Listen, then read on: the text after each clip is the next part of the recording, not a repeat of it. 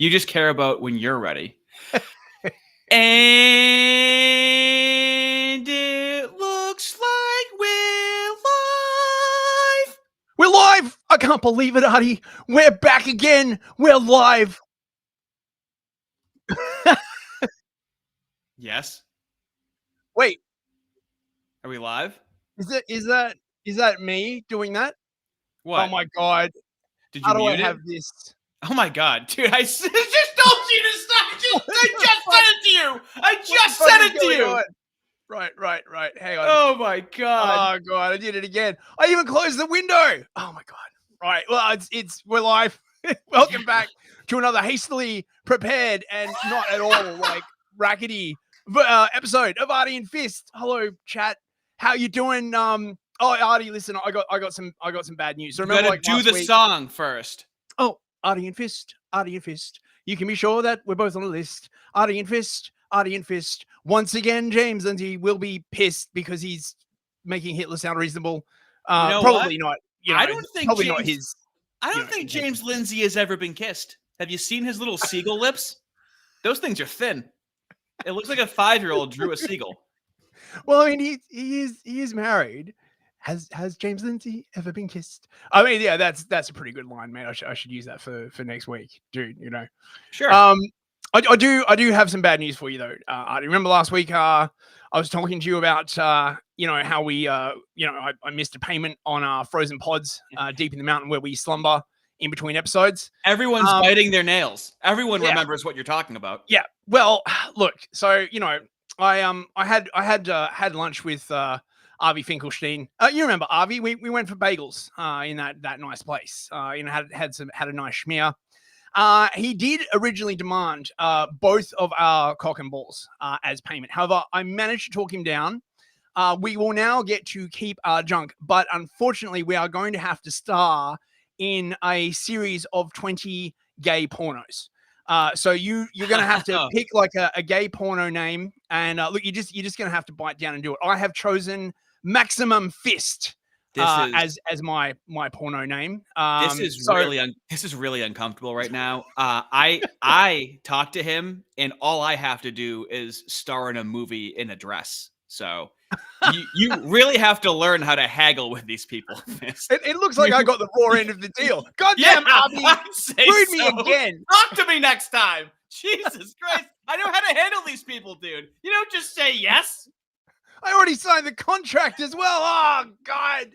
I'm gonna be immortalized on Pornhub. My fisting will not be denied, bros. Yeah, it is what it is. I guess. Wow. How you doing, Artie? You all right, mate? Well, what's that famous line from James Lindsay?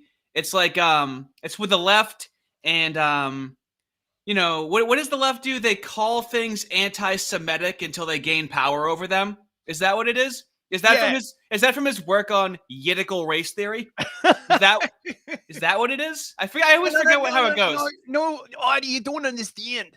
That's when the radical left, they call racism things racist until they gain control over them. Anti-Semitism is a completely different thing. I can't believe you are associating those two concepts. It feels really similar, though. Are we sure it's not the exact same thing?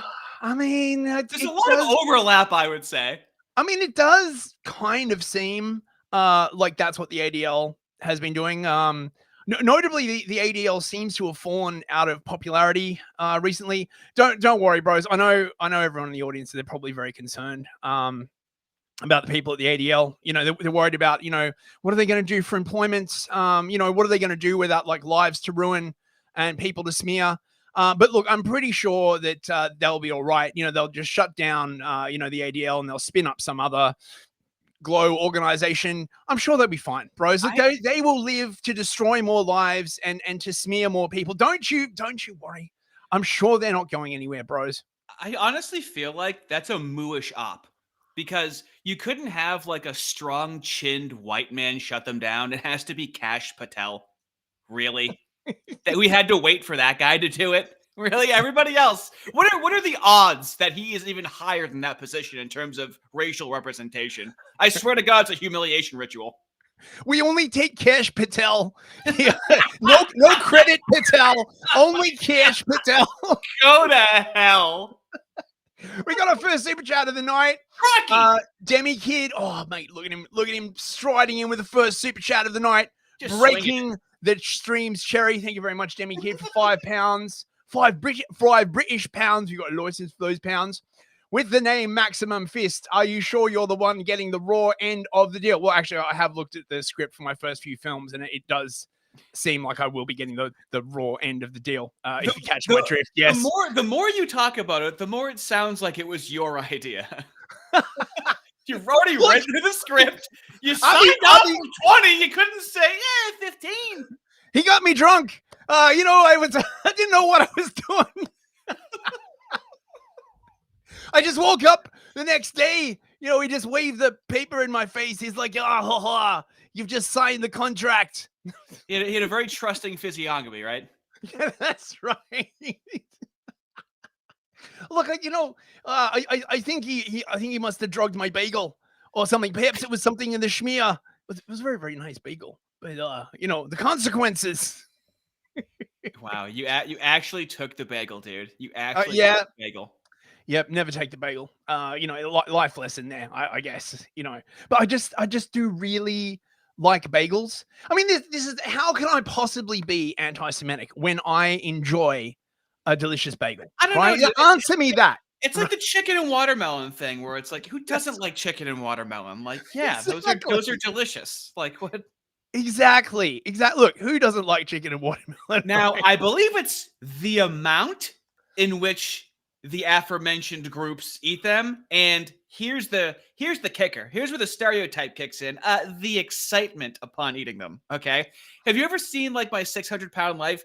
Like, there was a black guy. I forget what it was. It was some fat person show, and he's in a car. He like just ate, and it's a black guy. I have this video somewhere, and they were like, "Are you hungry?" He goes, "Yeah," and he's like 500 pounds. Like, what do you want to eat? And he goes, "Chicken." And they go, how do you want the chicken? And he goes, "Fried."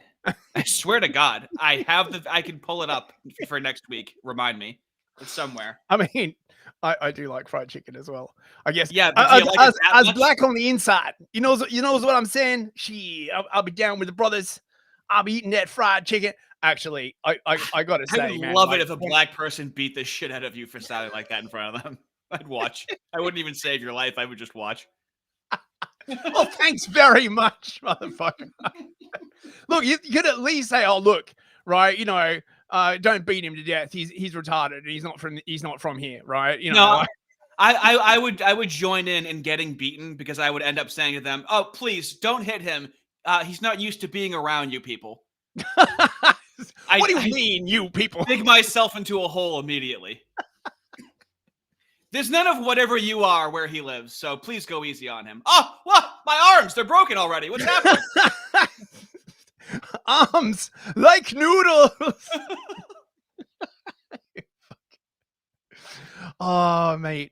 I do have to say that one of the best things about going to America was black chicken. Like fried chicken. Like, oh man, that stuff is like awesome. You don't get fried chicken like that over here. Hey, it's sort of like a rule in the UK that any sort of foreign food has to be like run through a government bureaucracy that renders it sort of like tasteless and gay before it is released to the British public. You know what I mean, right? It's just the rules. I didn't write the rules, right? It's just the rule. They got a Department of Tasteless Food over here. I'm not saying black people aren't talented. I'm just saying what they're talented at is fucking useless in terms of building a nation. They are a talented people, though. That's true. That's true. You can't build a nation on fried chicken, watermelon, and hip hop. God knows they've tried. Have you seen Zimbabwe? Very fried chicken, very watermelon heavy, not very two-story building heavy. Well, right? Like I guess it comes down to what you think is important in life, Right. Okay. Should we get on to tonight's smorgasbord of I'd say so. Not exactly fried chicken. We have what do we have coming up? So here's what's crazy. This is real. That's what's crazy. So this is on OAN who had James Lindsay on to talk about the woke right. Now, here's what's crazy. OAN hires people that believe the woke right is a thing, and Vish Burra, who does not believe that the woke right is a thing. So there's kind of an internal conflict going on in the halls there, I believe. So big props to Vish Burra, who says "MIGA, make Israel great again," to make fun of people like James Lindsay. Excellent rhetorical strategy, and he makes fun of all those people that say woke right. So there are some good people at OAN, but this ain't fucking one of them. Oh, we have a super chat. Name the dynamic for $2. Fist, did you get Popeyes or are you gay? Actually, I got this. The answer is both. I went to this place called Hattie B's in Nashville, mate. Oh, it's amazing. Oh, a real place. You didn't go? Yeah, it was yeah, it was proper, mate. Fucking just amazing. You don't get shit like that in the UK. I'm telling you. Like, you want to know how American I am? How American are you? I went to Mexico and ate at McDonald's. That Ay caramba! Christo sending a gifted membership. That's what I'm talking about, fella. You didn't have to do that, but you did. Wanting to spread the cheer. And fellas, I'm telling. Oh my god, I didn't even get the hard R fellas ready. I'll just. Oh my god, yeah. But what about the hard R fellas? We got to give a shout out to the hard R fellas. And actually, fellas, you're gonna want to check. Especially fellas that signed up at the very beginning, you might notice your skin's getting a little lighter. Okay, you might notice it that you're whitening up the joint. Okay, now right now there's 4 tiers. I would say there's Dikembe Mutombo black, and then after enough time you become Will Smith black, and then you become George Lopez brown. And then the 4th tier, which is the highest tier so far, I guess I would just say my dick pink, just regular white guy. So we're gonna have to wait until the months go by. I already know how this whole trajectory is gonna go, and it has to span years. So you might want to get it now. You really should have an Ibram X Kendi tier. I think, like, to honor the great contributions of critical race theory to the world. You know what I mean, right? Where would we be without these? Okay, let me read me fellers. We got Solon the Lich, Toaster Enthusiast, Photobet, Jacob Cantrell, something that's written completely in Arabic with Uma Thurman from Pulp Fiction as their picture, Total Blackout Painting, Mothman Cult Leader, Judy Stroyer. These are a lot of new names here. Valvavenge, Big Doinks, Mike Williams, Her Doctor, Your Mom's Legs, Big Tom, Death Takes, Quizich Chatterack. Did I do it? You did. Well done. Damask, Mead of Odin, Jephistopheles, Dirk Diglis, The Agile Walrus, Nick Nilsson. I've been seeing him on X. He's been fun to hang out with. The Base Crusader 76, probably a Marxist. Lord Zero, JD Como, Undead Arachnid, Dongus Cock 69, Your Mom, Lack of Understanding, Fangtooth, Chuck Steak, Jake, Uncle Javi, and Big Dick Nick, and Big Nick Digger himself, the man himself. Unbelievable, fellas. It's getting to be a long list. I said I would do it as a tier. My God, I didn't expect this many people. We got another super chat from another $2 to Name the Dynamic. He is showering us with $2 bills. I feel like a cheap stripper. Which shade is Rachel Dolezal? Oh, she's a sort of, coffee and cream colored, oh my God, heavy on the cream, oh my God. Coffee. What if I had my avatar, but in blackface? That's actually not a bad idea. Okay. Because I honestly, I don't know what I'm going to do at whatever 4-month tier or 6-month tier. I got to say, you changing your Twitter avatar to that pic of like young James Lindsay throws me off every single fucking time, man. I'm looking for your knobbly cartoon head. And instead, it's the fucking guy won't block me. I'm up his ass as soon as he wakes up, and he refuses to block me. I don't know why. He's probably just muted you, mate. Right? Like muting is like a much sort of why not more elegant solution. Why not block the guy? the thumbnails for 3-hour live streams should be a hint that you should probably keep me off of your shit. Because it's a watering hole for people that are making fun of James Lindsay. So it's a great place to advertise things that hate James Lindsay because it's most of the people that are there.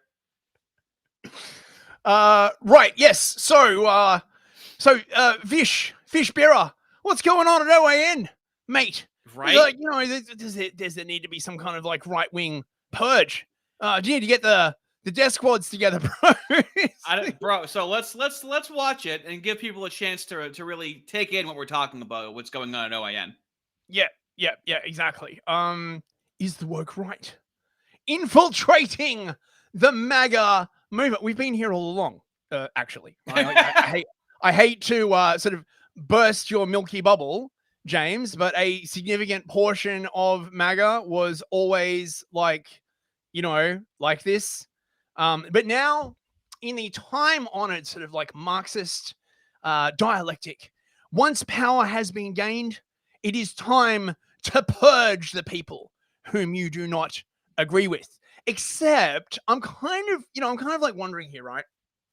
I sort of get the suspicion, actually, that there are more of us than they would be comfortable purging, right? Like usually the way this is done, if you have a, you know, quote unquote radical faction, right? Like the left does this all the time, right? They isolate them, they pick them off, and then they ruthlessly purge them, right? But I think that actually we're quite a large contingent of MAGA.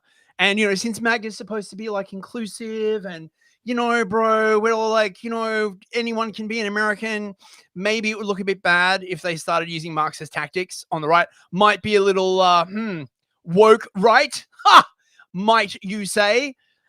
Which God forbid we use any effective tactics at all whatsoever.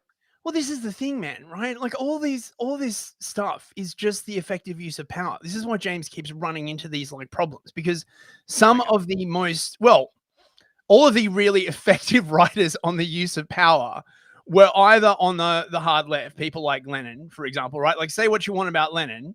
The dude knew how to use power. He didn't want to get in his way, right? He'd fuck you up. But like my point is, he wrote The State and Revolution. And then you've got people who are like, you know, oh, they're too far on the right, like Machiavelli, like, you know, literally the dude just talking about how to run a Florentine city-state, right? Very, very right-wing, you know, to have like a Florentine city-state. Like what the fuck is this, man, right? Let's get into it. Right, yeah, let's get into it, right? Okay. I don't think a lot of people are having this conversation because I feel like this, as you call them, woke right, are in their echo chamber. I think you have some common sense conservative Christian faithful patriots like myself who are in the middle of this going, what in the hell's going on? Gay. And then you probably have some other MAGA folks that are just on the outside looking in going, I don't even know who to believe, whether it's a conspiracy theory about that or this person's on the take from, I get money from Israel, I get money from Qatar, I get money from this NGO. What it's a all clown. this infighting. And James, I'm so sick of it because we're taking... When do we get money from Qatar? Like, look, This I guy's need to acting get like on a- that, mate, this right? guy's acting like a goofball, though. He's just like, people are like, you know, some people are just like, I don't know what's going on. Other people are just like, you know, I kind of see what's going on. Like, what are you saying? Who are you talking about? Who are you referencing? This is just like how James talks. He has the same mooish stick up his ass that James does. Look, mate, I need you to put on a turban, fly to Doha, right? Meet with the sheikhs, get us some of that sweet, sweet Qatari money, okay? You know you want to. our eyes off the prize, and that's saving the republic. Yeah, I mean, that's exactly right. We're here at this moment where we've worked our butts off. We got President Trump back in the White House against what appeared to be all odds. Thank I mean, you. going through 24, almost every one of us thought it was impossible. We devoted everything to it. We get this incredible win in November last year. And so what does James Lindsay do? Decides to criticize Archangel Michael. Oh, yeah. And so what does he decide to do? Hey, guys, just so you know, there's some really fringe, eclectic occultists that are trying to co-opt Archangel Michael. What's like another important holiday for like Christians? Well, Christmas, there's the Pentecost, There's a whole bunch of them. It depends very much on the sect. denomination. You know Right, what I mean? but imagine it's Christmas Day and James Lindsay takes over a news station and on everyone's TV is like, I just wanted to let you guys know that I know it's Christmas, but there's these occultists. There's these whatever he said about Archangel Michael. It's just like, yeah, that's nice. Whatever, dude. Whatever. And then he calls that him being canceled, that nobody invites him anywhere anymore. And but I love it. But now the way the story is told, because he can never tell a story about his own life correctly. We got Trump elected, and we were doing this. It's like, James, you're not a part of the we anymore. Sorry, dude. Or or Easter, obviously, right? Yeah, I mean, it's really funny if, like, Easter comes up and he's like, actually, did you know there's a small group of like retarded cultists who are like using That's what Easter he does. and it's like, yeah. Did you see the post that he made recently? They found like some account with 500 followers, right? The post itself has got like 100 views, and it's like some like crazy crap about the Archangel Michael. And he's like, put another $1 in the James Lindsay. Oh was my right. God. Is Like- there any less likable of a quality than for someone to keep needing for everyone to say that they're right? Not what they're right about, by the way. The people that say James Lindsay is right, if you ask them what was James Lindsay right about, they don't answer you or block you.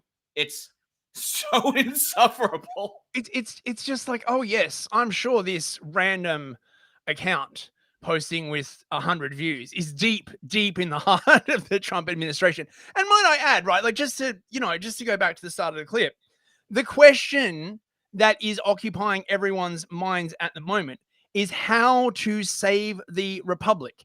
It's not that my woke right don't want to save the republic.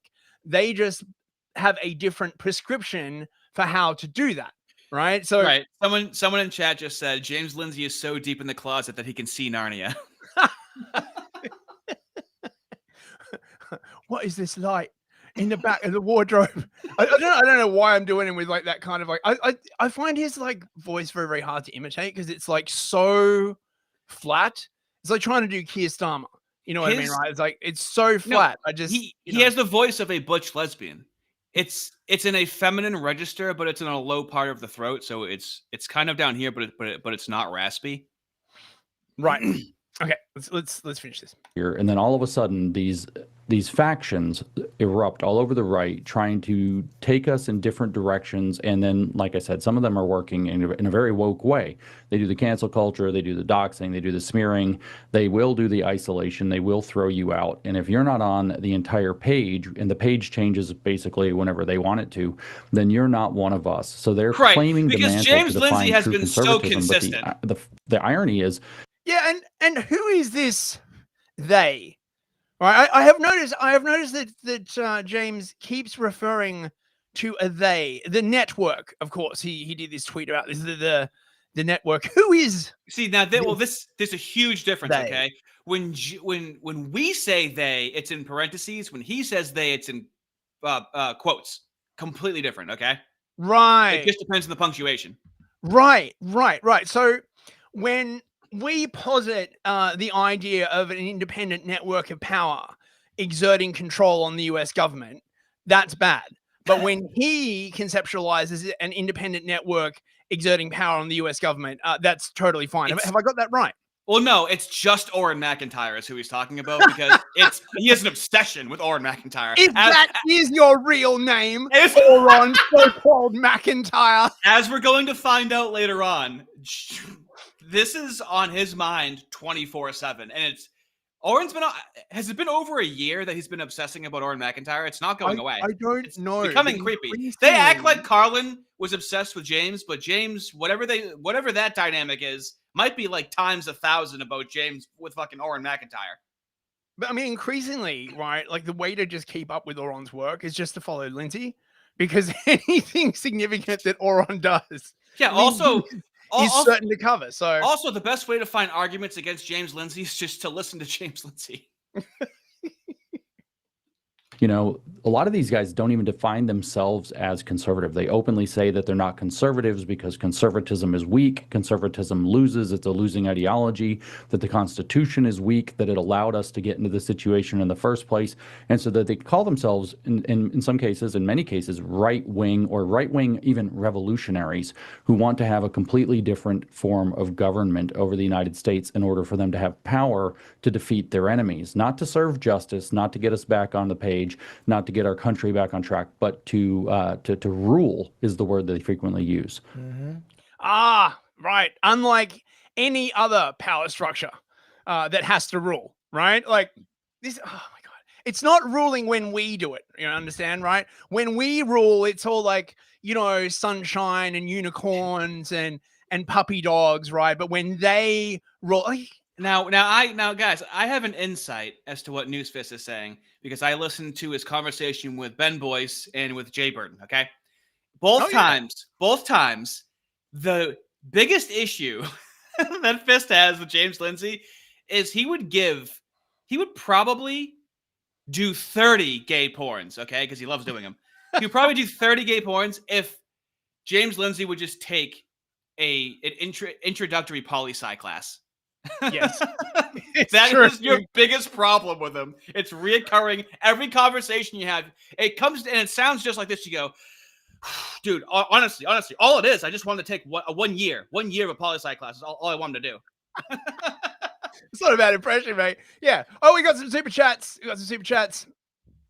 Dongus Cock 69, your mum, for $5 US. Look at that Dongus Cock. Freedom of association is cancel culture. Sounds a bit woke, right? Dude, people stopped inviting him, and he was like, "They canceled me. They stopped inviting me. They stopped inviting me to the parties. They canceled me." Did you lose? If they didn't cancel me, then why can't I get any work? It's like people that are canceled had like a job that they were like employed at. You have a 1099 that you fell out. You're your own boss. It's like, what are you talking about? Name the wait, hang on. I name the dynamic again for $2, mate. He's showering us with stripper bills. Do you know what name the dynamic is? Name the dynamic. Yeah, I think so. It's from James Lindsay. Oh, really? Yeah. Are you going to talk about Oron's Moo Christian post today? I'm not sure I saw it actually. Do you know what? Vaguely.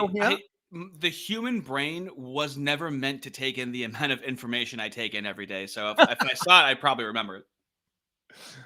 Well, look, we'll have a glance over Oron's page, see if we can find it. Thanks very much, Name the Dynamic.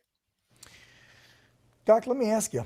I'm sorry, rewinded. The fucking guy goes, "Doc, let me actually." Can you pull up the tweet of that person? Doc. He's technically a doc. He has a doctorate in mathematics. Them's the rules. But he's not asking him a question about math, Doc, right? Let me ask you a question, Doc. Can you bring up that tweet by Homeboy who said it should be in your stuff on one of your tabs? Yeah, give it to me straight, Doc. Is America gonna make it? Give it to me straight, Doc. Talking to James Lindsay. Who do we have working at OAN? Who do you really work for? Saying something this ridiculous to James Lindsay, acting like he thinks he's people. That's incredible. Give it to me straight, Doc. I can handle the truth. That killed me. This dude. It's woke right AIDS, isn't it, Doc? Actually, can we look at some of his James Lindsay memes real quick? This dude makes. Oh yeah. Wait. He needs credit. If you just go to his page, you could wait. Here we go. He puts out some absolute James Lindsay heat. We have James Lindsay in a fencer's outfit with a little fencing sword in his hand, a rapier, and it says, "Fear not, milady, I will protect you." And it's the woke right made of blankets like it's a dinosaur, and Lady Liberty at the bottom. And the James Lindsay avatar is perfectly plump. The proportions are absolutely perfect. It's amazing. I don't even know how to credit this guy because his Twitter handle is like I just think of him as weird sniper rifle anon. Dude, he shows up every once in a while and does an actual snipe shot of a meme out of nowhere. Yep, give him a He's follow. made me laugh in a grocery store by myself looking at my phone. It's out of nowhere. Fear not, milady. I will protect you. Oh, we got a super chat.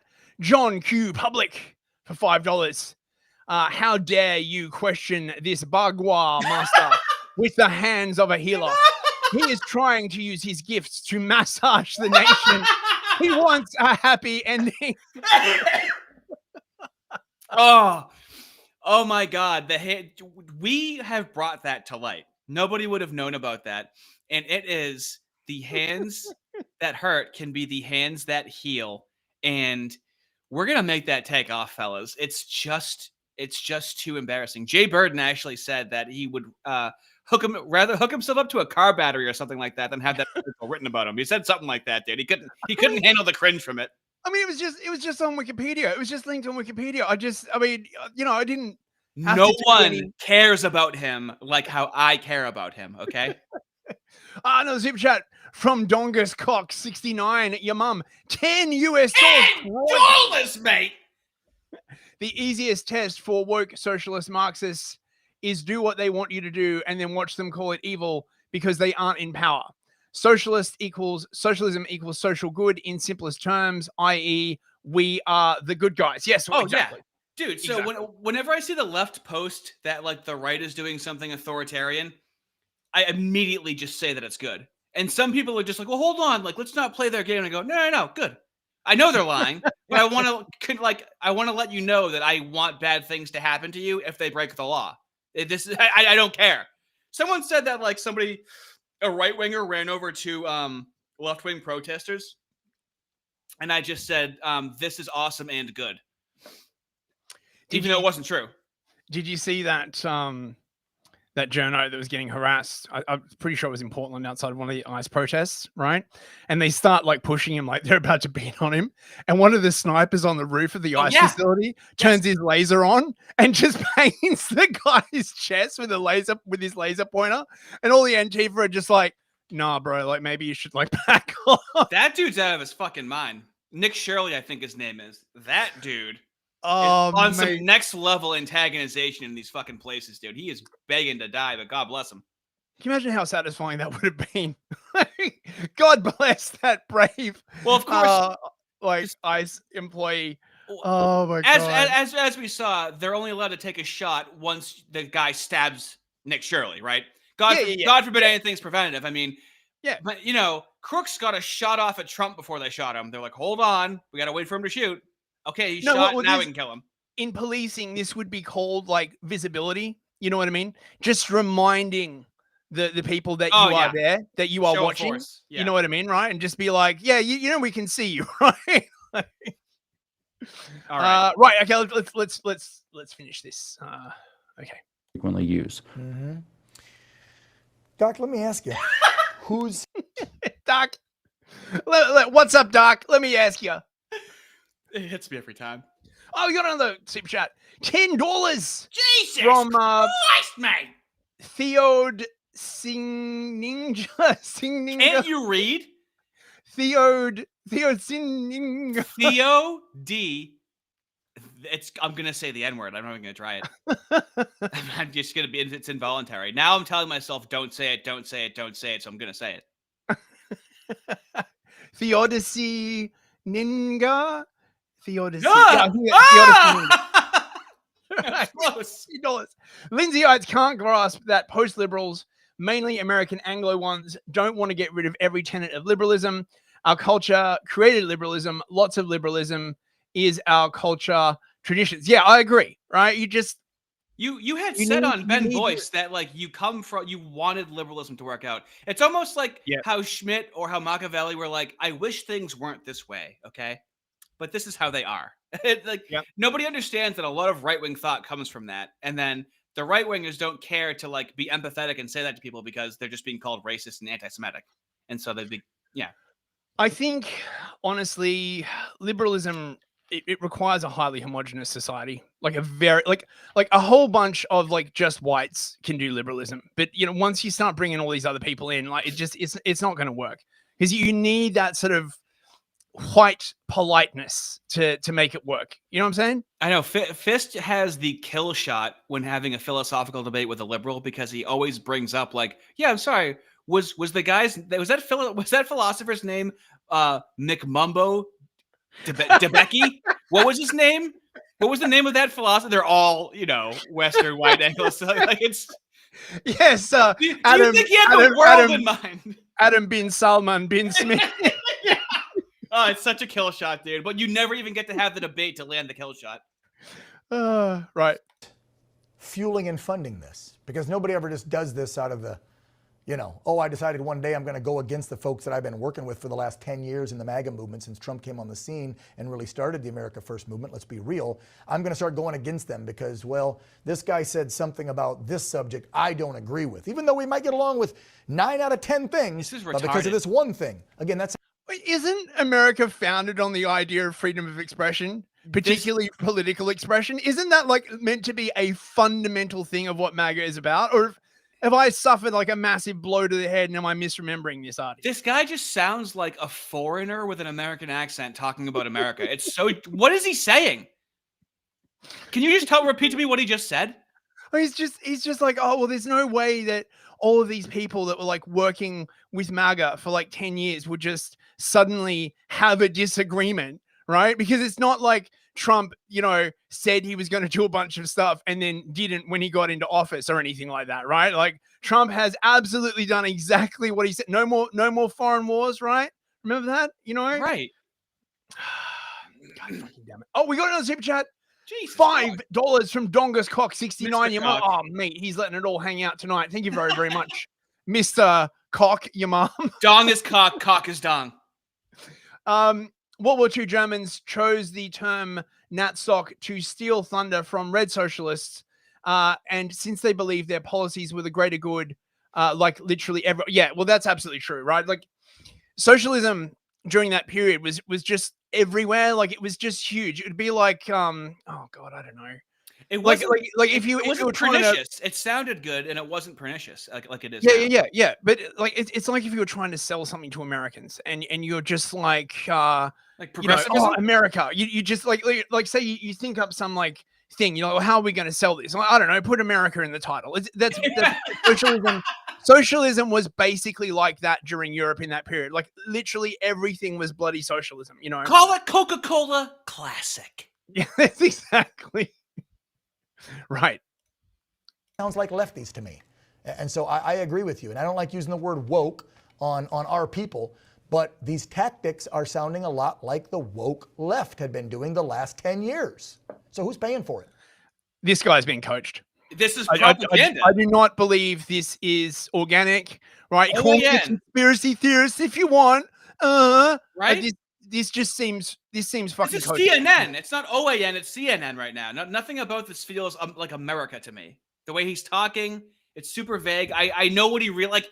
When I watch CNN, I know what they really mean, and like right now, I know what he really means. I don't know. It's yeah. So like, anyways, Vish, baby, if you ever see this guy walking in the halls, slap him in the fucking face and say that was from Artie, and then give him a nice slap on the ass and say that was from Mr. Fist, okay?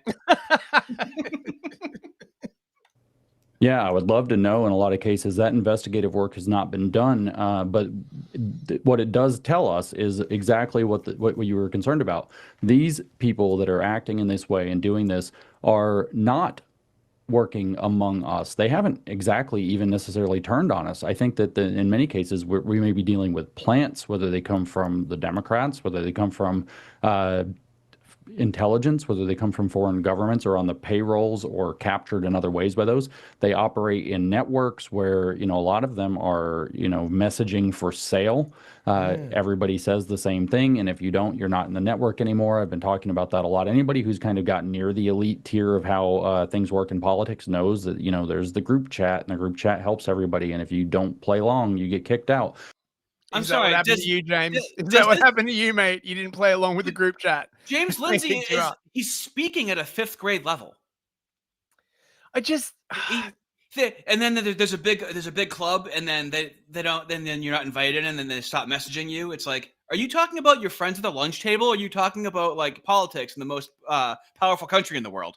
Like the way he talks about it, it sounds like a 7th grade book report when he's gonna be reading his shit later on. I just love how they just like Israel doesn't influence American politics, right? But all of these other people are influenced by foreign governments that are nameless, by the way. The people that we have a name and a face to them and a written history of them that they have nothing to do with it. The people that they're making up out of thin air, they're the ones that have control. Sex Freakman made a really, really good chat comment. People were often referencing the social question because it was simply a huge question at the time. Socialism, in a certain sense, just means European politics from the late 18th to early 19th century. Yes. I like that, yeah. Yeah. Thank you very much, Mr. Freakman. Yeah, when I was researching like the origins of American communism, like there was Republican socialists in like the 1920s, 1930s. It wasn't just a left thing. Now, the thing is, right? Just to put a little cherry on top of what James is saying, right? Because clearly these people are being paid by some kind of government, some kind of organization, some kind of network. But yes. the MAGA people, and particularly people such as James, they're not being influenced by any kind of network whatsoever. And I will now prove conclusively that is the case. Enjoy. Here is the Prime Minister of Israel, Benjamin Netanyahu, commenting on American politics. He talked about the woke right, and he said, I call it the woke Reich. That's a brilliant observation. The woke Reich, because these people, you know, they're not any different from the woke left. I mean, they're insane. They're movies. But they're actually meeting on some of the things. We have to fight back. How do we fight back? Our influencers. I think you should also talk to them if you have a chance, to that community. They're very important. And secondly, we're going to have to use the tools of battle. And the most important ones are the social media. And the most important purchase that is going on right now is followers. TikTok, number one. And I hope it goes through because it can be consequential. And the other one, what's the other one that's most important? X. That's very good. And, you know, so we have to talk to Elon. He's not an enemy. He's a friend. We should talk to him. Wait a minute! What was that, dude? Did you notice that the first time? Did he just do the friend-enemy distinction? Netanyahu woke right confirmed, bros. I don't believe it. So it's basically he's not our an enemy. Influence network good, your influence network bad. Oh wait, we got super chats. Oh, they're scrolling up the stream. Another $5 from Dongus Cock 69. Your mom. Dongus Cock is dong. Love it, dude. Thank you. America is more socialist than capitalist. America is a socialist welfare state that redistributes wealth to blacks to the detriment of capital. Yes, well, that's true. Indeed, you can make a sort of argument that there is a strain of socialism inherent to liberalism in its attempts to sort of solve the inequality problem, which was originally designed to kind of like stop society from falling over, but has now become like its own sort of beast, essentially. Well, also, and a second one, another $5 from Dongus Cock. My God, mate. Hold on. So also, I love how like the socialists destroy their cities and go, see what capitalism did? It's like, how the fuck was that capitalism? What are you talking about? It was you being socialist. Capitalism forced me to do this. Supporting this socialist status quo is the most woke right thing you can do. Right, not fighting against it, but completely going along with it. Oh my God, James Lindsay's followers are now using leftist memes to trash the woke right. Have you seen how James Lindsay will repost right-wing watch? Like that doesn't make him seem like a leftist? It's crazy. Who owns Right Wing Watch? Is that like ADL adjacent? Is that Mooish in any way, perchance? It could be. It's immaterial to me at this point. It's just the same slop. It's like Media Matters for America or fucking whatever, like anti-MAGA Republicans against MAGA accounts. It's all the same shit. Yes, Media Matters, also connected to a certain ethnic group. We got another €5 from Payday Compact Man. Those pounds. Compact Man. Sorry for my name change for Halloween, but it's really infuriating that people talk about Qatar just after 7/10, but shunned other people for the same thing. Not sure what. I presume he's talking about. Oh, right. People talk about Qatar just after 7/10, but shunned other people for the same thing. You mean for talking about Qatar or for like using influence networks? I don't know. Thanks very much for the super chat, mate. Right. Let's finish this off, shall we? If we can get those two things, we get a lot, and I could go on other things, but that's not the point right now. We have to fight the fight. It's almost unbelievable that he said that on camera. Imagine. This is a foreign leader bragging about how he's censoring Americans. Again, this guy runs a country of 9 million people that's totally dependent on our tax dollars to exist. People. And here he is on camera, and he's a sophisticated guy. Of course, he knows that he's being filmed, saying, anyone who opposes me in the United States, who opposes more aid to Israel or opposes getting sucked into war with Iran, which does not serve American interests, that person is not simply mistaken or wrong. I'm not going to bother to explain why that person is wrong. That person is a Nazi, part of the woke Reich, a Nazi. Yes, but you got to understand, it's a very, very special people. Now, this is friend of the channel, Cyberchud AI, Cyberchud Internal Affairs, Cyberchud IA. He's a better propagandist than I am. This guy is a good propagandist. Check this out. Here is the Prime Minister of Israel commenting on American politics. We talked about the woke right, and he said, I call it the woke Reich. That's a brilliant. It's almost unbelievable that he said that on camera. Imagine a Nazi. Here is the Prime Minister.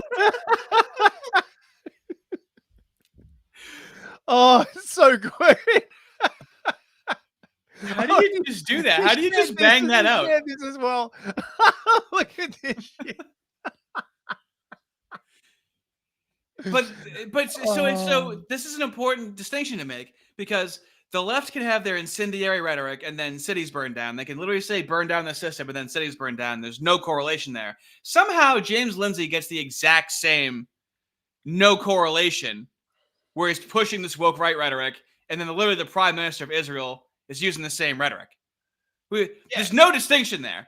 Yeah. Oh yeah, guys, I'm really working for Israel. They love doing that. They love acting like they're leaning into it. But if you actually lean into something, it's kind of funny. The way that the left and the libs try to lean into stuff, it's like, yeah, you're it doesn't sound like you're leaning into it. It just sounds like a confession in what you're saying. Well, it's the woke Reich now, Artie, right? It's evolved, right? It hasn't even reached its final form. It's not just calling them Nazis, by the way. It's completely different. No, of course not. Of course not. Being wrong never felt so right. I just think this is very, very seriously undermining Lindsay's protestation that his political opponents are financed by a shadowy network, when he is literally being, like, ideologically supported by another state, right? He'd probably be like, yeah, but that's different. It's the best state. It's like, well, yeah, but don't pretend that you are not also engaging in these exact same things. Although maybe he's like, well, we have to, you know what I mean? We have to fight back against Qatar. Okay, fucking, whatever. Ah, God. Right. So I have an issue. Okay, fellas. Mm-hmm. So now let's take a small detour with some Lindsayite orbiter. So we have Isaiah. We've talked about how his views are botted. Okay. He had on two pretty big names. The managing editor of the Babylon Bee, Joel Berry, who is a boring faggot, and the redheaded libertarian who has 900,000 followers on X and who regularly goes on Timcast. So yeah, So Isaiah, let's just show Isaiah's Rumble numbers right now. Actually, Right. before Yeah. we do this. There's no way. Right. So supposedly this live stream has 60K views on Rumble on a channel with 547 followers. I think I've got more followers than that on Rumble, for fuck's sake, right? Right. 91 likes, 11 dislikes for 60K views. Well, look at the comments though. But look at the comments. Oh yeah, how many comments? Oh, please sign in to view comments. Fucking. Can you just click the comment button, and it'll give you an amount next to the like and dislike? Hang on. I gotta. Wait. Let me log in. Yeah. So now the redheaded libertarian who is on Timcast, almost 1 million followers on X. I think she has like 2,000 followers on Rumble, and she might get like 1,000 to 2,000 views on each video. So like the type of account that gets 60,000 views on Rumble also gets a lot of views on YouTube as well. Yeah. But it's what are how many comments are from the same person? Three are from the same person. They used it like a chat. This is like tumbleweeds, right? Oh, and as if that like, look at the YouTube numbers, right? Check this out. I dipped into this live stream briefly. There were 5 live viewers, 6 including myself. Okay, like yes, 102 views. Okay, I get more views than that on YouTube, and I'm not monetized or anything like that, right? Obviously and clearly botted. So I can't trust people.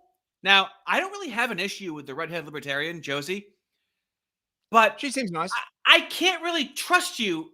Are you stupid for going on something that's like botted? Like, you should know better.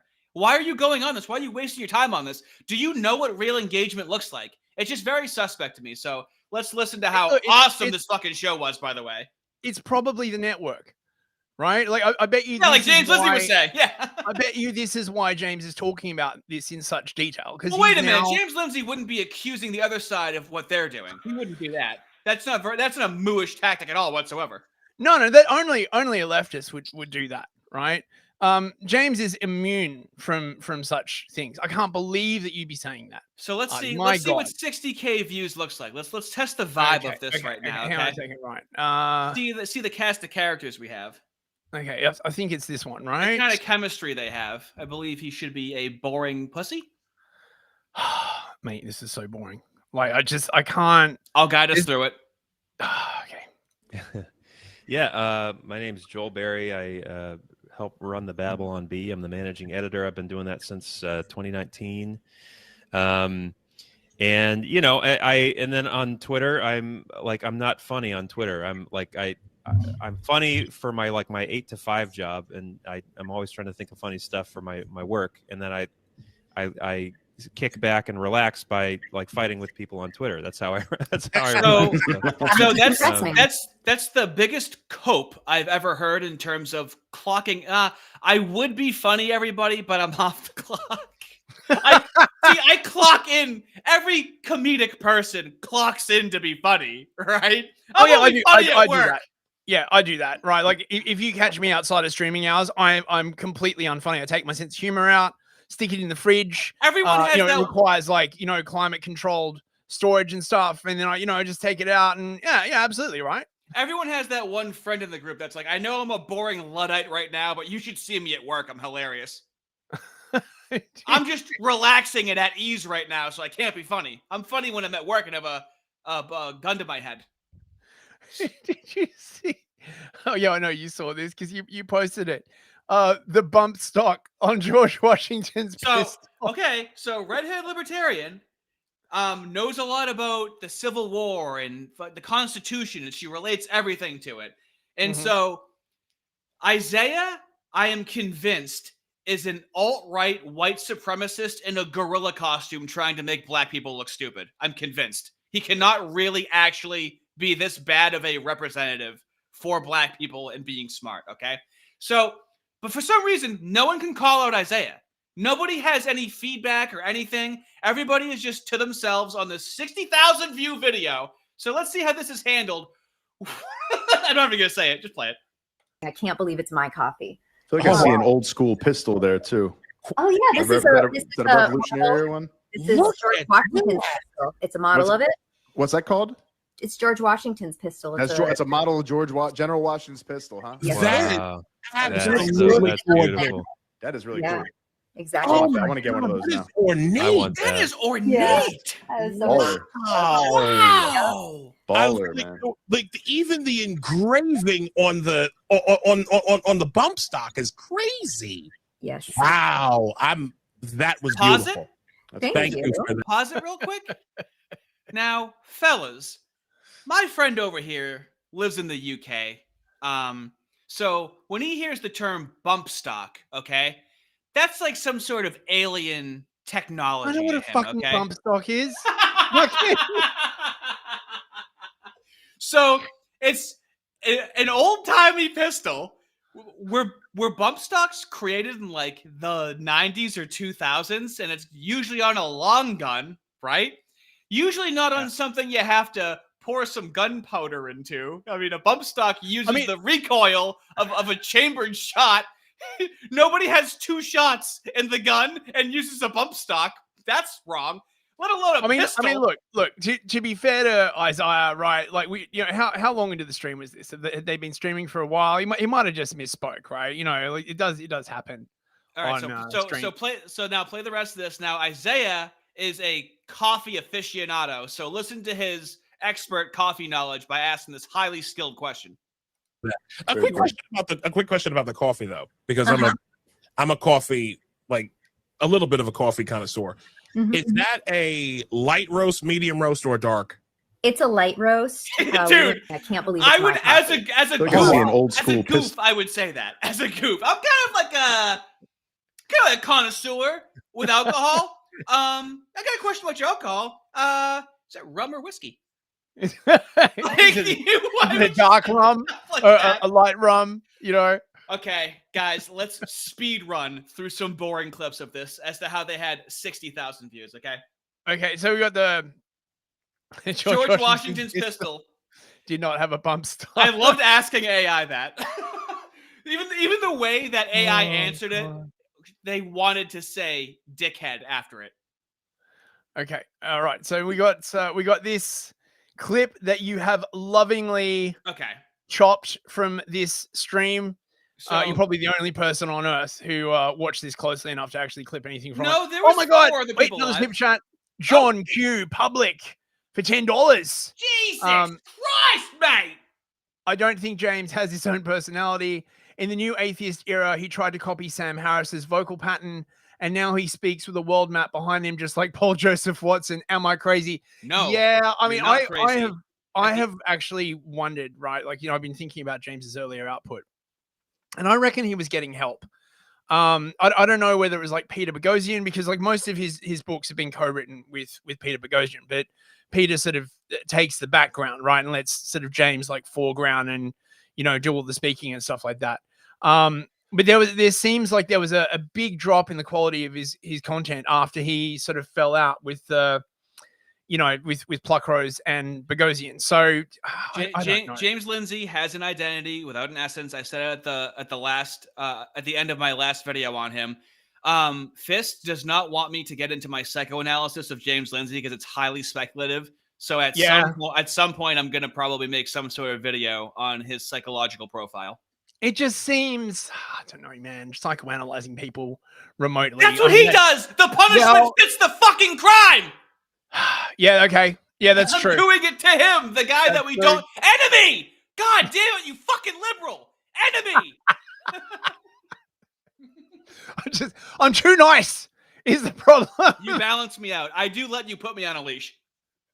Right. So we have this 4 minutes. Oh my God. Okay. I'm going to fall asleep on. Let me just set it up. I better make another pot of coffee, mate. I'm going to have to stay Let me just set this up so you're not going to have to replay it. So Isaiah is muted for the first minute and a half. No one fucking cares. Nobody notices. His co-host doesn't notice at all whatsoever. Now, when Isaiah is muted, we can tell that his co-host doesn't know what the fuck to do, okay? That's what I'm going to set you up with. So let's just let it play for a nice minute and a half, if I could even shut myself up. Okay, let's go. It's not playing any audio on my end. Is it muted? Is it muted?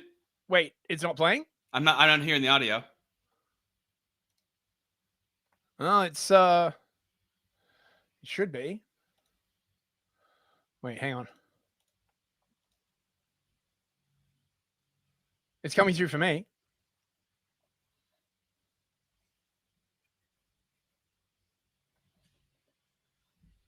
Are you hearing it?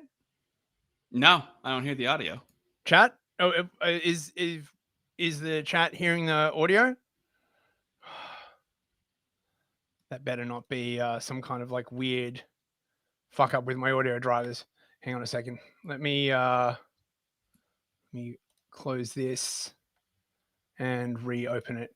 See if this will like work. Oh, for God's sake. Are they not hearing it? Okay, let's try that. Okay. How about now? I don't hear it now. So you hear the audio, but we don't. Yeah, I'm hearing the audio. Oh, man, what the hell? What the hell? Wait, let's try that again. Okay, so that there is audio on it. Yeah, there is. There's audio on there. All right. Suspension of disbelief, then I'm sure Oh, I plenty can of hear times that. as well. And like, Okay, right. I just had to reset the audio drivers or something. trying like to burn that. down court. So put it from the beginning. Cool. I don't know what's going on with my. fucking- No, I don't care. Play it. Right. Until they got to that point, and that's when Right. all the truth was gone. We're like, well, it's not Yeah, you funny know. anymore 'cause Yes. it's a lie. I'm out of that suspension of disbelief at that point. Mm-hmm. Yeah, they tried. They tried. So what's going on, fellas? Where were we, man? What the hell were we talking about before? Antifa. Antifa. Antifa. Yeah. Yep. I don't like Portland. Did you see that? Did you see the congresswoman from?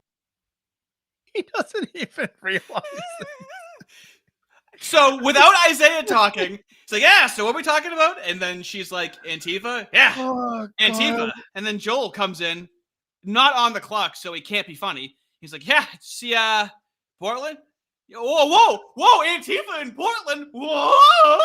Bing, boom, bing, boom. Really? Antifa in Portland? You guys, I can see why 60,000 people watch this. So keep playing it. Portland, that she took a picture of this this playground, and she's like, "Look how peaceful it is here. We don't need Trump's troops." You Did you guys see that? I didn't get to see that. No. I didn't see that video, no. But No, it sucks because they're gonna make that look like it's it's a fascist takeover, and they're just beating up poor innocent protesters when these guys have been throwing rocks and fire bombs and milkshakes with cement at police and journalists like Andy Ngo for years, terrorizing Portland for a whole year at least, and since then I'm sure plenty of times as well, and trying to burn down courthouses. Like, these are terrorists. These it's are very violent easy terrorists. to frame it as fascism because it is the Isaiah's the still state muted. going into one of its republic states, and so it's easy to frame it that way. However, it's within the states are being invaded. It's protected by Article 4, Section 4 of the U.S. Constitution. It says Good point. that this is our job right now. So Isaiah's still muted. That was a rough minute, but at no point, like, I even know when Fist is muted or disconnected or something. How do you just not know that I can't even see Fist's face. And this dude is looking at Isaiah, moving his lips, or he's not looking at him. I don't know what's going on in any of their heads. It feels like an op. It feels like they're forced to be there. It just feels very disconnected. How long was this whole live stream? 3 hours. 3.5 hours, right? And, So, and she left after like 45 minutes. So they're just doing that thing where it's not really a live stream, right? It's just a bunch of people like sitting around, just like chatting into a microphone. I fucking hate that, man. Like, honestly, put some effort in. God damn it. Another super chat. Oh, Deadpool Kid for $10. Good to see you, Deadpool Kid. DPK. Jordan Peterson to James Lindsay. You need to find your inner lobster. You need to find it. Wait, I can't do it. Fucking do it. Watch your You need to penis. find your inner lobster. Lobster. Channel its Channel energy. energy. Then send the woke right snakes back to the gulag and save your father from the belly of the whale, like Jonah from the Bible. Did I ever tell you I was talking to a drunk Scottish man once, and I could only understand what he was saying when he was making fun of Americans? So he would go back to talking to me, and I would go, no, can you make fun of me as you're saying it so I can understand what you're saying? You have a pretty good American accent.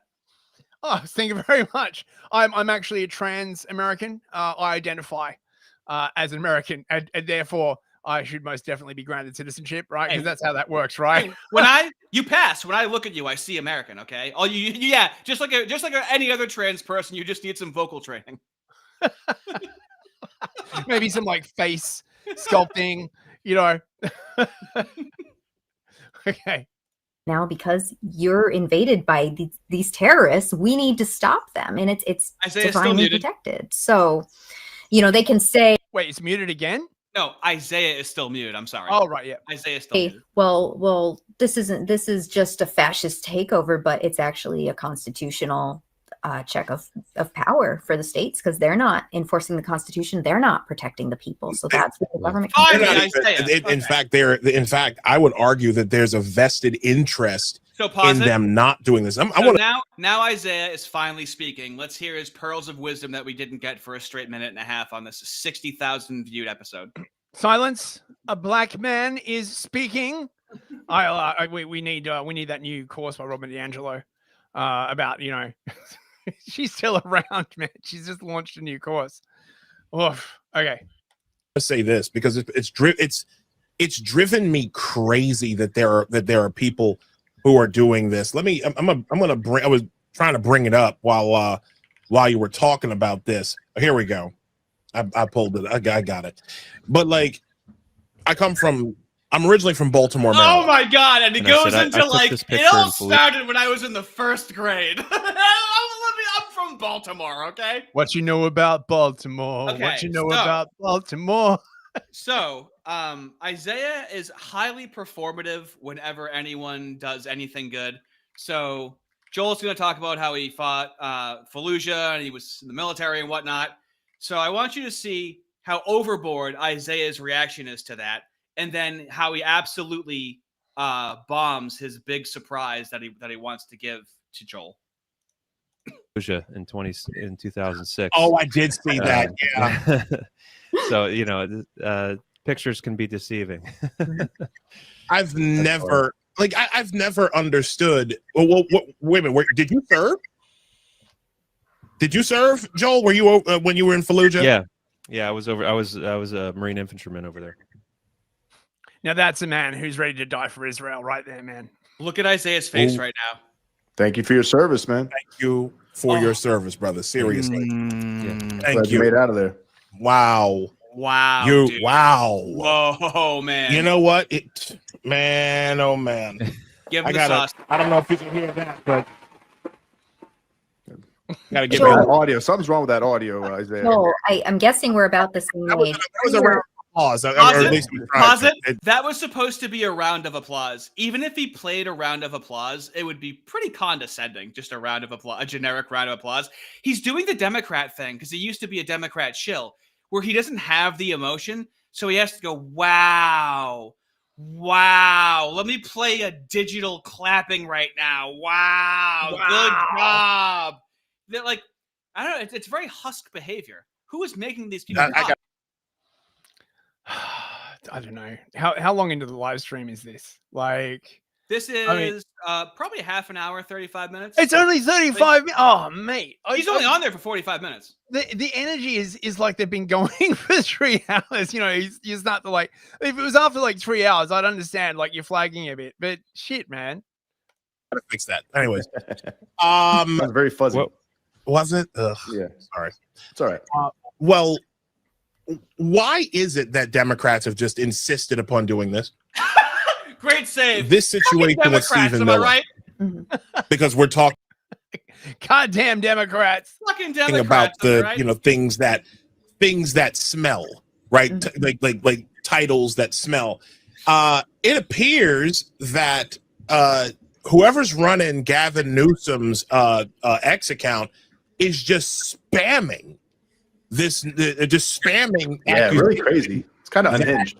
About a month or two ago, I actually quote tweeted something they were saying, and I said, I don't know who's running this, but it stinks. Something like, I feel like, I don't know if it's China. I don't know like what their ties are. I feel now like the ties are to Antifa, but they were artificially boosted. If you look at a lot of their posts, even earlier on, you could tell that they were being fakely boosted. They were being astroturfed, and that was to fake it till you make. Oh, really? I mean, it's a good thing you're on such a highly organic show, right? See, I can't respect that. I don't care about being nice anymore because my reality keeps getting fucked with. And this is fucking with people's reality. This is putting out false information like this is more popular than it actually is. As she's talking about other people doing this, she's on a stream doing this. How many more things do I have to let fucking slide in my fucking life, dude? I can't let it slide. She can go fuck herself, dude. Talking that, like, I can't. How do I trust this person? Oh, well, they're just fucking stupid. Good, then I shouldn't listen to them. Like, I don't know. I can't. I'm very done with people being this, like, seemingly aloof. I mean, I don't even. There needs to be a new razor created. I don't think I believe in Hanlon's razor anymore in fucking 2025. I believe everyone's malicious. I don't think anyone can use the stupid excuse anymore. There, I'm off my soapbox. Artie's razor. Always assume malice until intent is proven otherwise. We got some more super chats. Mothman cult leader, $1.09. Thank you very much. Every bit helps. Uncle War Crimes. Fuck, that's a great handle. Let's sit down with Uncle War Crimes, kid. Let me tell you a story. Isn't there one above that? Oh yeah, hang on, wait. We've got a few. For $9.99, Gavin Newsom should fire whoever runs his account and just hire James Lindsay because he's more than happy to do this shit. Yes, dude. Thank you. James Lindsay does more work. It's a part-time job at this point. His social media usage, and he does more for free than what you would get from a social media like influencer. It's insane. From Creamer, $4.99 from Creamer Slinger. Isaiah's intelligence is equivalent to Steve Hawking with Down syndrome. Dude, he's really dumb. He's a great, like, it's so funny. He went from being a Democrat shill to now like a woke centrist shill. The guy can only shill. He's just looking for the next thing to shill. I just can't believe Alex Jones primed this guy. He's so fucking hard. He talked to Alex Jones for a full hour. Bro. Do we need to listen to the rest of this? Or yeah, we do. It's going to end on a good note. Thing, which is what some of the large accounts have done. And I mean, they'd have like 5 comments, but then like 40,000 likes, things that didn't make sense like that. And that's how you know. And so I had quote tweeted, I said, something doesn't make sense. And after that, I was targeted. I was targeted by bots or by something that was saying like, how dare you call this out? But now I think it's something that does need to be investigated because it is working on behalf of a governor of a state. It's working against us, so it has to be investigated, but you can't just call it out in general. I sent you a link in Telegram because on top of this, their stream being botted, which James Lindsay has been on the stream twice now. What does he charge? What does he charge monthly? And he must have listened to our stream because he reduced the price. Yeah. Oh, another super chat from Big Time. $5 big time dollars for the boys. Pause. Stay straight and based. Thank you very much, Big Time. Appreciate that, mate. Do you want to read this out, Artie, since it's your tweet? So go to what this is linked to, the retweet of it. Yep. Yes. Here we go. So this is when he was trying to get money for his wedding, and he was spamming. Yep. So donate to our wedding fund. Go to the next picture. What the fuck? In his own chat, he has 3 messages spamming people. We only need this much more money. We only need this much more money for the wedding. Keep going. Okay. Constantly spamming it. Now go to the last one. and he was wanted $1,000 a month. Now, a few weeks ago, I made fun of him for charging $1,000 a month. Now, if I can't make fun of Josie the redheaded libertarian for calling out botting and being on a botted stream, and I can't make fun of Isaiah for trying to charge $1,000 a month, who the fuck can I make fun of? So, the thing is, mate, this would be an excellent way to get money to influencers, right? Just tell them to set up like a tier like this and pay them, like, and it's all clean money. Basically, it goes through you. So the transfer platform takes a cut. Who the fuck is paying $999 a month? Now, right. What could you possibly offer in terms of value for that? So scroll up. So just like how James Lindsay definitely watched the stream by essentially reliving that entire fucking article from 2012 when he talked to that woman, my last video, homeboy over here dropped it down to $700 a month from $1,000 a month. Okay. So he's listening. He's getting better, except the fucking idiot, scroll down. It still says $9.99 per episode, even though it says $700. The whole thing's a fucking shit show. You see that, right? He didn't even change where it says $1,000 per episode, and they're getting like this is a fake reality. I'm starting to realize maybe I'm having a degree of success with the channel just because I'm being realistic. Are most people that make content this fucking delusional? I haven't. Look, do I have to do a content cop? Do I have to really start combing through people's content? I haven't seen anyone else do this kind of shit, right? Only like, the Lindsay'ites, buddy. Only the Lindsay'ites. I don't know anyone who would have a tier on their thing for like 700 a month. Like, what the hell? Discounted from 1,000. bro, check he this should out. have done the line through it. For only $200 a month, you can have a 30-minute video chat with Isaiah and Nostradamus. Yeah, dude. Like, no one... Here's the thing.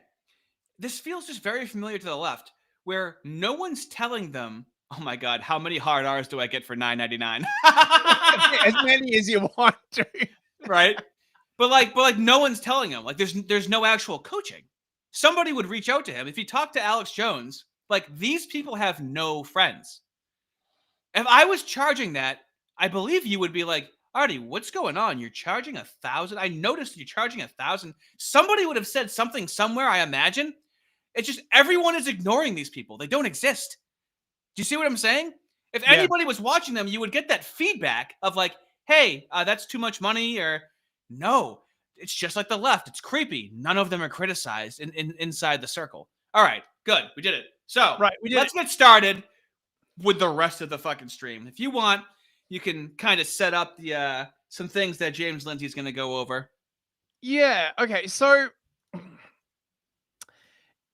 James is not the last episode that he did, which I believe dropped today, about Alexander Dugin, where he completely inverts the rise of the man known as Hitler's brain by saying that he was elevated by the work right, and completely missing that Dugin was in fact elevated by the US and UK foreign policy establishment, people like the Atlantic Council, in order to justify interventionism against Russia by claiming that Dugin's sort of pan-Russianism was an idea that Putin had absorbed, and therefore the Russians were going to take over. Did we get a super chat? What? Yeah, we did. We did get a super chat. Payday Comactman for €2. I'll read this one. I'll give a KFC coupon for Isaiah, but thousands? No. Fellas, I will always take full responsibility for any racist thing you say about somebody. Okay? That is the RD promise. Okay? That's not even a hard R. It's not a soft A. That's just free with admission. Okay? I will always take full accountability for everything you guys say that's racist and anti-Semitic. Okay? But oh yeah, dude! Look who upgraded. Homeboy upgraded. I don't know how to say his name. Hell yeah, dude! Nice one. This guy's one of the most vital anti-Lindsayite researchers in the game. Okay. Yep. Yeah, we're honored to have you, Misa Khan. Okay. So the episode previous to his latest one, the Nazi Experiment, Volume 7. He's got more episodes about this than prison camps. Or does he? Is that a bad joke? Or whatever, right? The Nazi rejection of the paperwork Germans, yeah? Now, basically, James, once again, is doing this just incredible thing where he manages to make, like, the most extreme right positions sound reasonable. It's just crazy. If you watch the trailer, I'd just like to inform you. Some people are like, did Oh we my like God. AI that? It's not AI. It's not AI. Lindsay literally, he's just talking about this section from Mein Kampf where Hitler is basically laying out his program for German citizenship under. Thank you, Uncle War Crimes, for joining the Soft A Fellas. Very much appreciate it. You will, I think, for $1 at this point, you have a half hour's. There's like 10 3-minute clips probably, so about a half an hour's worth of content. Even if you've already seen the videos, it's essentially just highlight clips of funny moments from the videos I've made. So thank you.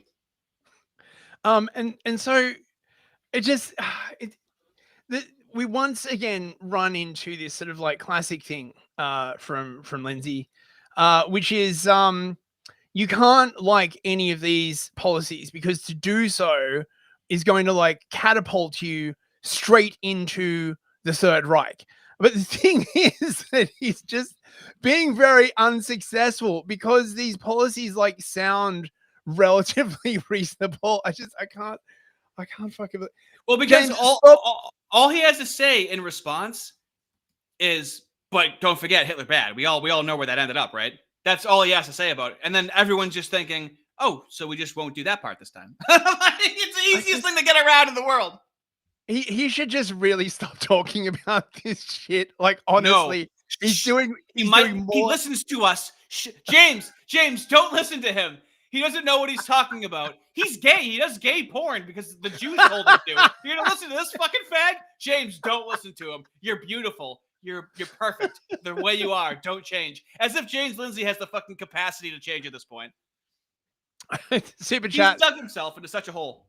Super chat from Dongus Cock 69. Your mom again. Oh, mate, look at he's striving. Dong is cock is dong. Hell yeah, dude. For $5, I know you've made it as a right-wing streamer when your biggest supporter is a Latinx from Chicago. I'm pretty sure he's not white. He's talking about himself. Well, thank you. Please extend our great gratitude to the Latinx community. Yeah, he's saying that he's just trying to make his avatar whiter over time because he's not actually white. That's really what it is. He's trying to upgrade the skin color, which is fair. It's not so bad being white. Thanks for the super chat, Dongus Cock. Right, so let's get into this. Since James used to have like an animated like thing going, but it's now just a static image because I guess he just doesn't give a shit. So just to build upon how James has an identity without an essence, this is all busy work. Okay, he will not work on himself. He is very avoidant characteristics and tendencies where he does not deal with any of his emotions at all. And you can tell he's always flat. So he's on X constantly all day long. And then when he's not doing that, he's recording himself into a microphone and it's unedited. I don't know what this company, new Discord, it's just James talking into a microphone so he doesn't have to cry in the shower later on. So he's for 3 hours talking into a microphone without showing his face. Like, what is this money going toward when you give him money? It's like, at least Oron and Carl have shows. You can see where your money is going. They'll react to something. He doesn't show you any source material. It's just him talking, not on screen, with no production value, because he just is trying to avoid any problems in his life. And that's why he goes on all these small shows. He wants to fill his schedule up and feel busy with literally anything except having to fucking look at his seagull lips in the mirror. Okay, I'm done. Okay, right. Let's get through this then, shall we? Hey everybody, it's James Lindsay. You're listening to the New Discourses podcast, and we're back for another episode of our Nazi Experiment series. I believe this, if I'm not mistaken, oh my gosh, is volume 7. So we're really getting into it. We're trucking mostly through Mein Kampf. You'll know that in the previous episode, we ran through a little Carl Schmitt and his legal basis for the total state for the Nazi totalitarian project, which he explicitly said was... Fellas, if you're drinking right now, drink whenever he says good, bad, totalitarian things and stuff. Okay, go.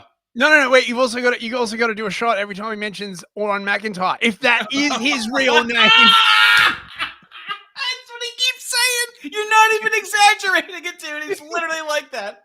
You're gonna need a new liver though, right? If you take a shot, like there's one point where he literally says it like 7 times in a row. No, he's like a Jaceberg. Okay, right, but in the opposite direction, it's so fucking weird, right? The first 25 minutes is just dog shit interpretation of history that's incorrect.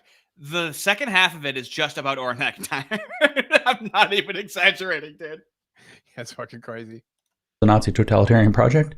But, just to give the quick brief introduction, I don't think I'm going to try to rattle off what all 6 episodes previously or 7 episodes previously, because there is the prequel episode I did cover. But basically what we're doing is we're imagining that, a society might find itself in a set of bad circumstances and do an experiment to try to get out of them. The Nazis ran one such experiment. They were under the conditions that they found themselves in the interwar period, having just lost World War I. The situation was not good. They were desperately searching for a national identity. They had all kinds of weird things going on as were happening in the early 20th century. Ariosophy, for example, which is like this combination of theosophical thought with all of the weird root race stuff, but then with the Aryan race beliefs that the Nazis basically ended up being characterized by. They had lots of weird stuff going on. So they run this experiment to run a totalitarian fascist state based on a racialist worldview. Racialist means explicitly here that this is not just race-based or racist, but it's actually kind of deeper. Hitler's vision for what the racialist worldview is that the races, just like all creatures on Earth, are in an intrinsic competition with one another, where survival of the fittest means that the strongest and best will survive. This is not actually what the theory of evolution posits, but it's the kind of vision that you could imagine a crazy German person would take up about it. And so the idea was to purify and maximize the quality of the race. In the next couple episodes after this one, I think you're really going to hear some of that, although it's here and there throughout Mein Kampf. Pause it. But at any rate... Pause it. So right now we have Canada having the government administer killing people. We have, I believe, is it Denmark that kills Down syndrome babies? It's one of those Nordic countries. We already have elements of this in the West as it is that we just don't talk about.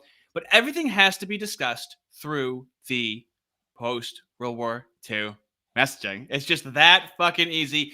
This is what he wanted. So Hitler wanted, it's like, okay, shit.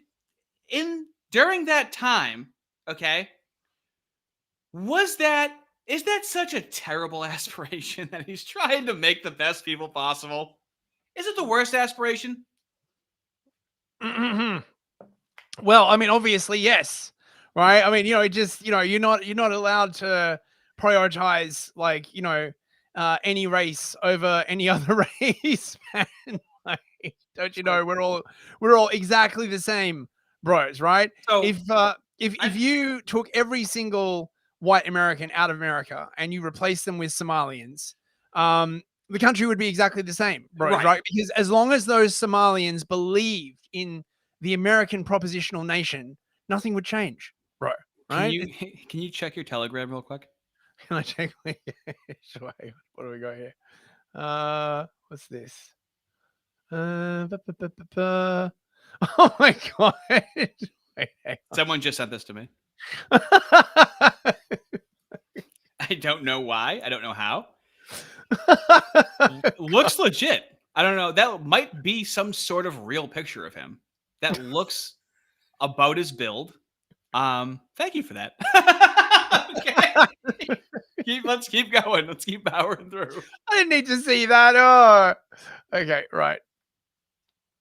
In this episode, what we're going to talk about is what citizenship in the Nazi regime was going to look like, according to Hitler, when he was writing it down in Mein Kampf in 1926, because that was part of the experiment too. He was going to radically reconceive of what it means to be a citizen of his totalitarian state, which we've now justified is what he was running. It was a truly totalitarian state, as Carl Schmitt explained to us. Carl Schmitt being the so-called crown jurist of the Third Reich, and I just hasten to remind you that he is like the kind of the basis philosopher for a great deal of the so-called woke right thinking. Now, this is an interesting sidebar. Carl Schmitt is probably most famous, especially in the woke right circles, for something called the friend-enemy distinction. I probably didn't talk about that nearly as much as I should have in the previous episode, but the idea is that politics boils down to friend versus enemy, right?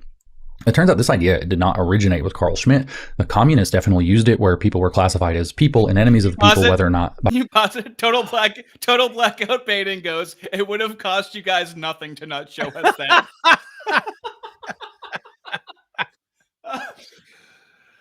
Oh my god, this idea that like the friend enemy distinction was like invented by Schmitt, and that I hate the way James keeps weaponizing this, right? Like it's just being weaponized by people who don't want you to see them acting against your interests. That's all this is. That's all this is. Like, they will act for their interests, but they don't want you to realize that they are acting against your interests. They just want you to pretend that you don't have any interests, and therefore you can't say, oh, well, you know, my interests or the interests of my group or my party or my clan are not the same as your interests, and therefore, you know, we'll just do nothing and let your interests predominate. That's all this is about. I know, but he does the pathetic leftist tactic when they have something that's true that they have to talk about, they present it as they have to, but they just use a negative tone toward it. So they're technically not lying, but they're just trying to prime the audience that they should feel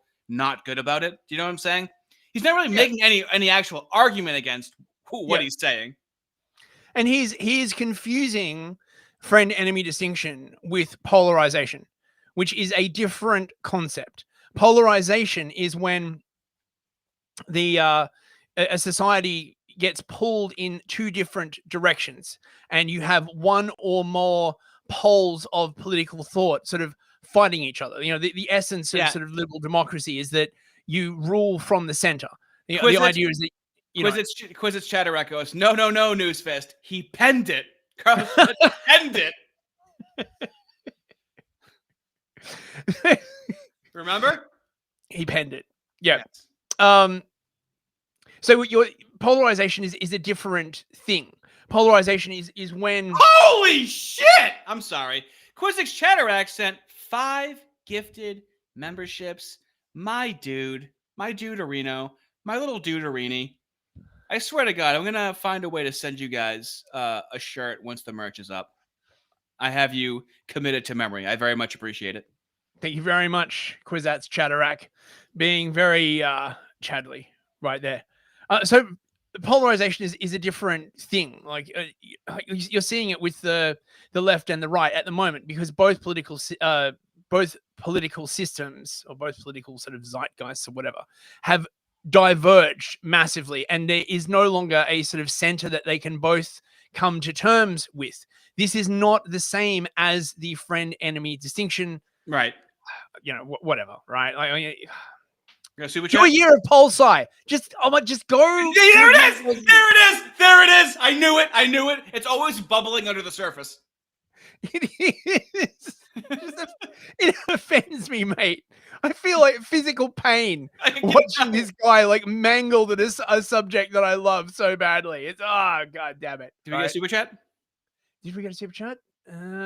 Yes. $5 from Manfred Russ. As AA put it, in denying the friend-enemy distinction, Lindsay affirms it. Don't listen to that woke crowd.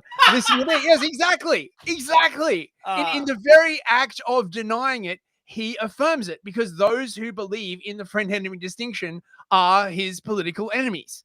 Yeah, that was a good video by AA. I would recommend that. But the way that James does it, he does friend-enemy distinction more than anyone we've ever seen. Yeah, exactly. Whether or not they went along with the communist program, Mao Zedong, of course, after Carl Schmitt's time, was very explicit that that's how he organized. As we covered in a podcast about Mao a long time ago, where we read on the correct handling of contradictions among the people, one of his famous speeches from 1957. Okay, so the communists had the friend-enemy distinction too, but I just recently learned, this is an interesting sidebar, that Islam, all the way back into the Quran, so from the beginning, has the concept of the friend-enemy distinction as well. It's a doctrine of love and hate. I don't know how to say it in Arabic. That's beyond my, basically everything is beyond my linguistic horizon, but that's certainly beyond my linguistic horizon. I don't even. James, I hate to inform you of this, mate, but the friend-enemy distinction is also in the Old Testament, right? I'm just saying, right? Like, it's a very, I mean, he comes out and he's like, oh, you know who else did the friend-enemy distinction?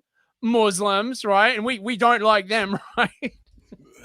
Well, that's what the host. How? Okay, I want you to think about this. All right, is everybody ready? How can you be an anti-communist and not understand the friend-enemy distinction? Yeah, exactly. You literally have a negative identity. You literally have a anyone but them. Like they are the enemy because you're anti-communist. How are you anti something but they're not your enemy? I mean, what is this gay prevarication, right? Oh, the woke right are my enemy, but not really, right? Like they're not, because I love everyone except for those goddamn fucking communists and except for the goddamn like woke right. Like you don't you don't like them. Stop pretending. I just is he basically saying, oh well, right? Like I wouldn't put you in a gulag. I totally exile you from like any kind of political power. And if you all got like cancelled tomorrow, I wouldn't like shed a tear. But look, just they're your enemies, right? Just embrace it for God's sake. Everybody knows it. Just be cool with it. Yeah, James, you're my enemy. It's like you are very much my enemy. Know what the Romanized spelling of that would be, but they have this doctrine of love and hate. Of course, you're supposed to love all Muslims and you're supposed to hate all people outside of Islam because they're enemies of Islam. So Carl Schmitt has said, that's the essence of the political. But that's because Islam has the idea of the Ummah. It is one of the most universalist religions that there is. Anyone who is not part of the Ummah is a kuffar, and the kuffar, it's a bit like Judaism, actually. You have different ways that you treat people in the Ummah, right? So you treat fellow Muslims differently than you treat the kuffar. Now, depending on the strain of Islam, you can lean harder or lesser into that, but it's baked in. Look, you get the same thing in Judaism, right? Like there are things that you're not supposed to do to fellow Jews, like lend money at interest and this kind of other stuff. Yeah. Whereas people who are not a part of the Muish community, you have a different behavior code. It's not just the freaking everybody does this. Wait, we got a super chat. TM Bailey for $5. Thank you, mate. Some men go mad and go through a Joker arc. James Lindsay is going through a Jordan Peterson arc. Drug abuse and bizarre diet. Dude, it's not a fall from grace; it's a plummet. He is never getting back up from this. Big time, another $5 from Big Time. Oh, he's having a big time in the chat. Look at him go. Big time in us, like he always is. Shout out to the stream. Shout out to the hard R fellas. And shout out to the first and original anti-Semite. No one saw that coming at the end. Also, real quick, check your Telegram. Okay. Someone is just feeding me on Twitter right now. Dude, and his name on Twitter is Be Straight, Do Capitalism. Great name. Okay, wait, we go here. What is this? Okay. Read that out loud. Poor Loney. The only legitimate use of the friend-enemy distinction in politics, al-wara al-bara in Islam, by the way, is that everyone who adopts the friend-enemy distinction designates themselves as the enemy of a free society on their own terms and should be treated as such. So they should be treated as an enemy. He's so close. Oh my god! Like, he's right around the clit, and the lady's like, "Okay, you're almost at the clit," and he's like, "Okay, I think I know where it is." Hours pass, and he can never find the little man in the canoe. I mean, there it is. I mean, like this, like what else do you need to say? Do you understand it or not? It's in black and white. Dude, how many miles is the millennial woes fucking tweet getting? I'm seeing it everywhere. Oh my god, that tweet! I've got like James Lindsay is doing. He's acting like he doesn't understand and makes discourse with him impossible. It's perfect. Yes, exactly. I feel like we should spawn a bunch of like edits of that of that meme and just feel like, centrists in this case. Right. Did Okay. you get chat? Super chat? Did we get super chat? Let's see. Yes, we did. Bubblegum gun. Shooting that bubblegum everywhere for $2. Spewing, mate. Real Chads are going through their Adolf arc. Yeah. Well, so in order to believe that what we've been told about Hitler was completely correct, as you're finding out we've been lied to about everything, you would have to have the position that they lied to us about everything except for Hitler. That's what you would have to go. They lied about everything, but they were telling the truth about Hitler. You would have to have that thought. And then that sounds ridiculous, doesn't it? That would be odd that they just so happen to be telling the truth about him and lying about everything else. I don't think they should pull on that thread. Honestly, I don't think they should be pulling on that thread, mate. Right? Like, I'm just saying, you don't want people going back. It unravels. Oh my fucking god! It keeps unraveling. You got another one? $10 from TM Bailey. Oh, thank you, mate. Thank you very much. Quote, if I had a nickel for every time an anti-communist academic with no degree in political science became a lolcow, I'd have 2 nickels. Which isn't a lot, but it's weird that it happened twice. Right?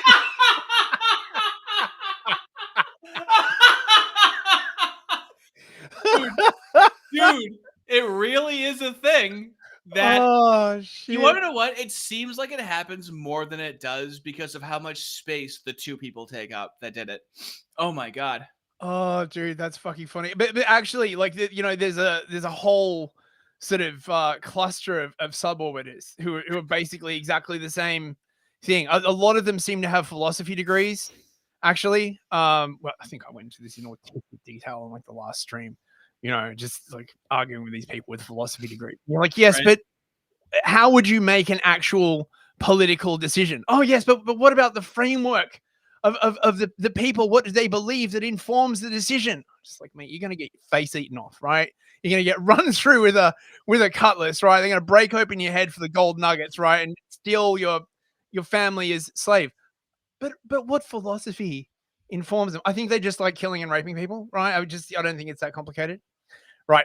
Let's get on with it. Yep. It's actually also the essence of Islam. It's kind of curious, isn't it? And it's going to be the basis for how totalitarian states work. The communists use it. Therefore, in reaction, the fascists adopt it. The fascists adopt that everybody who's not with them is against them. Everybody who's not with them is an enemy who either is a Marxist trying to undo their way of life directly, or some racial contaminant trying to undo their way of life directly, or maybe indirectly, or they are a liberal or something of the kind, or an opportunist, or all the different categories of enemies who are going to undermine the project. So therefore, they're also enemies of the state. So the way I've explained this, isn't that literally how James describes his enemies?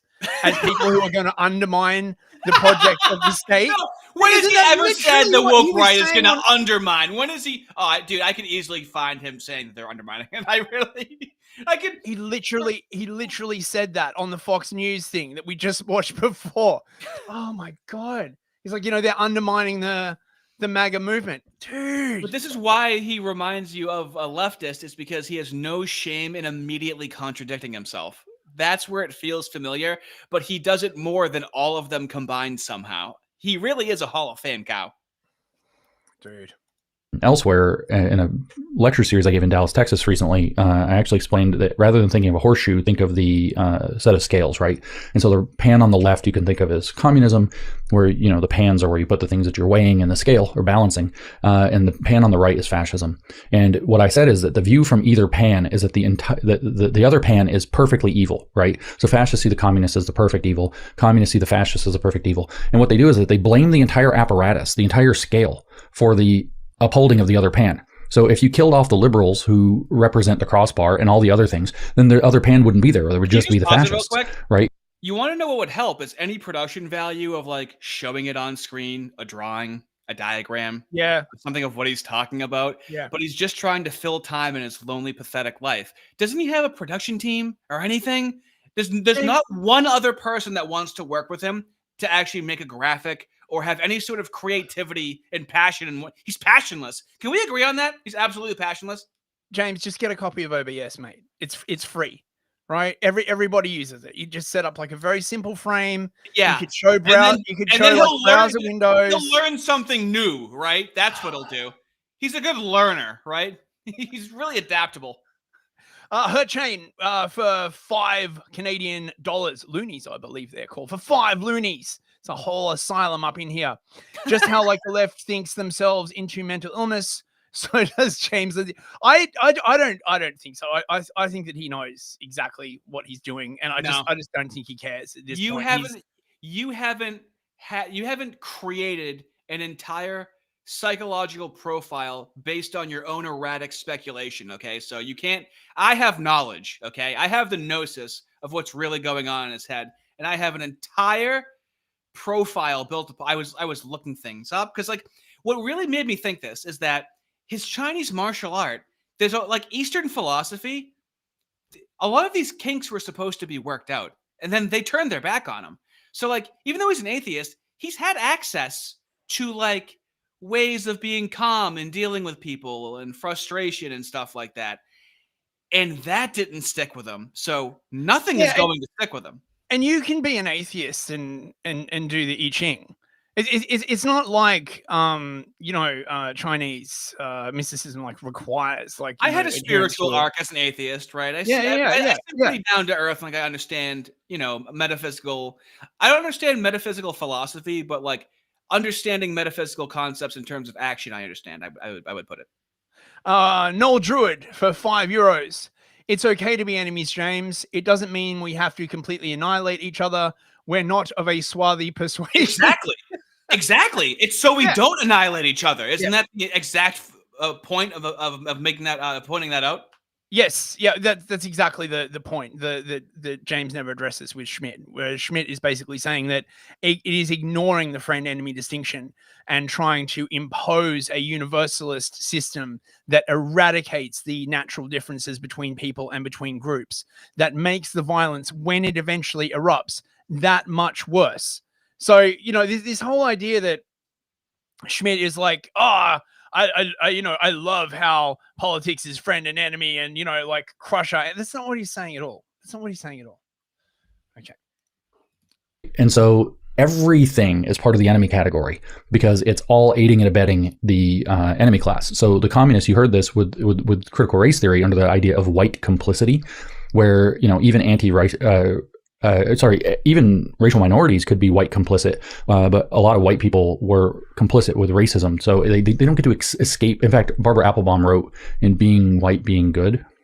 Maybe it's Being Good, Being White. I always get it backwards. But she wrote in this horrifying education book called one or the other of those things, which I've cited a lot of times, that the fact of your white skin automatically makes you complicit. Barbara Applebaum, huh? What, from the Connecticut Applebaums? He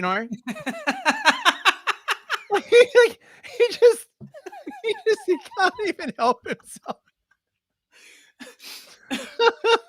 They really just sneak in there. They really just out of nowhere. As Barbara Applebaum, said, oh yeah, let's get rid of all the whites. God. Oh, dude. In whiteness, and being complicit in whiteness means being complicit in the structure of white supremacy because you benefit from it. So then Shannon Sullivan writes this book called Good White People and explains that when white people try to be anti-racist, they actually just are covering up their own intrinsic benefiting from racism. So that is, even their closest progressive allies aren't doing it right and are actually still causing justification for the far side. That's just the friend-enemy distinction in politics, kind of turned up to a very fine level of sensitivity. Wait, is he trying to say that critical race theory bears relationship to Carl Schmitt? What the fuck, dude? Because he's splitting. Everything's black and white. There's no gray. There's no nuance, and everything must be equal and opposite. And he's a math guy. That's it. That's how retired he is, and he can't get outside of that. I just don't like. There's a positive integer and a negative integer. What are you? And he's 0, and he's always going to be a 0. I mean, even the Nazis did not have anything as crazy as critical race theory, right? Unless I am very much mistaken, right? They didn't, do you have a PhD in an unrelated field? So shut up. Fuck off. They just said, we don't like these people, we want them gone. They didn't subject them to this kind of insane mental torture. God.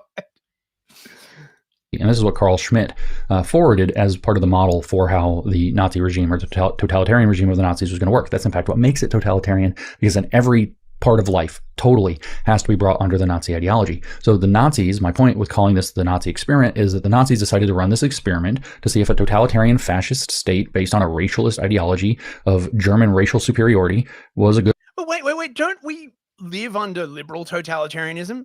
If that is his measure, that every part of the state and everyone within it must be brought under this ideology, then don't we live in liberal totalitarianism? Given that, you know, I mean, particularly in regards to the right, you're not even, you're not allowed to have freedom of association. You can't just set up like a community of like whites somewhere. Is that not a totalizing system? Well, the synonym for liberal totalitarianism is just communism, because it just takes advantage of it. It's the easiest. The liberal totalitarianism is the easiest thing in the world to take advantage of. The liberal totalitarianism is, well, we want to have our principles. We shouldn't wield power to that's pretty bad if we do that. Yeah, this is basically again what Schmitt was saying about how, you know, forcing everyone to sort of be together in this unnatural state simply means that when violence does erupt, it's much worse. So liberal totalitarianism is when we get 30,000 Haitians into Ohio. James goes, I disagree with that. That's liberal totalitarianism. So that's always good solution to their problems. And the answer is no, it was not a good solution to their problems. We should add in the imperialist part, because they definitely planned from the beginning to try to conquer, at least eastward, all of Europe and maybe some of Russia and all of this. So intrinsic to being a member of the Nazi state, which is what we'll do in the next 2 or maybe 3 podcasts, that chapter is a doozy. Chapter 2 of volume 2 of Mein Kampf is a doozy, but it's also 40 something pages long, which means that's like 3 podcasts to cover all of it. And I got to figure out what to do about this. Dude, it's only 40 pages. He's rambling, but do you see how that's not edited out? He's just rambling. He's just avoiding anything else going on in his life. But it's like, nope, this is my work. I have to do it.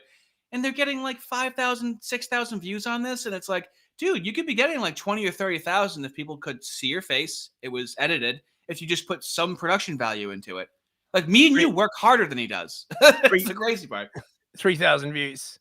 As 10. Of how many days has it been up? 3. So no one cares. Did he really think people were going to be like, oh, like this is like James Lindsay just watched Napoleon Dynamite now. And he's like, I'm going to review Napoleon Dynamite. And it's like, everyone has already seen that. And we already know the lines. This is really, you should pick something maybe newer, maybe more current than going back to the Newtsies. I don't know, man. I mean, he's making the Newtsies quite current. I mean, you know, they're quite fashionable at the moment. It's just ridiculous, man. Like, all right, let's get through some of this. Okay. Before we do that, we're going to, in this episode, do the next chapter, which is chapter 3, State Member versus State Citizen, where Hitler outlines what citizenship looks like within the Nazi state. It's the shortest chapter in the book. It's very, very short. So I'm going to read this and then give you a comparison to something that just came out, contemporary, modern, by one of our, I won't use the word friend because I don't like him, on the woke right. I don't like him. I'm sure that the feeling is reciprocated, James. Dude, he's emotionally underdeveloped. This is what I'm saying, is like he's emotionally underdeveloped. He's stunted. He's 10 years old. Why would you say that out loud? Why would you keep it in there? He can't see how he sounds. He can't criticize himself at hearing it recorded. Me and you have recorded things, I assume, and we go, ooh, let's re-record that. He doesn't re-record. He's never re-recorded something in his fucking life. Yeah. Does he do the if that is really your real name? Wait. We got a super chat from Ardent Party. 5 loony Canadian dollars. Got to go, but let me say before Fandom Friday, Ardent plays on Rumble. Cool. Lindsay is not a leftist. Leftists have allies. Lindsay doesn't align with himself. I'm not so sure about. I think he has one group that he's aligned very closely with, actually. I do like that, though. He's not a leftist. Leftists are a collective, okay? He really is the lone wolf pack. Arden, send me a link to your stream. Well, I'll drop it in the chat as we leave. We can like push some traffic towards you, mate. He's Arden Party. He's a good lad. Right. By the wretched fake name of R.N. McIntyre. He said it. Everyone's got to take a shot. Fake name. He said wretched fake name. So here's what I don't understand, and I keep asking all of them this, and they none of them can ever tell me. If his name is fake, how do you know his name is fake if you don't know what his real name is? And none of them ever answer me. I don't. What is this inside joke or something? Like, what is this? No, look, I presume what happened, right, is that they passed his name to like a doxing shop, and they did some research and they couldn't find anyone with that name, and so that's how they're so sure. And now they just really, really want to find out what his real name is so they can like dox him. Oh, the left never does that. They didn't do that with the libs of TikTok lady, right? Just obsessively trying to find what someone's real name is instead of engaging with their arguments. I mean, it's not woke at all. That sounds a bit woke to me, mate. Right? Like, you know. Big Chris for $2. James is a total Chad and completely not nerd. Dude, the simple ones just get me. Sometimes the simple ones just get me.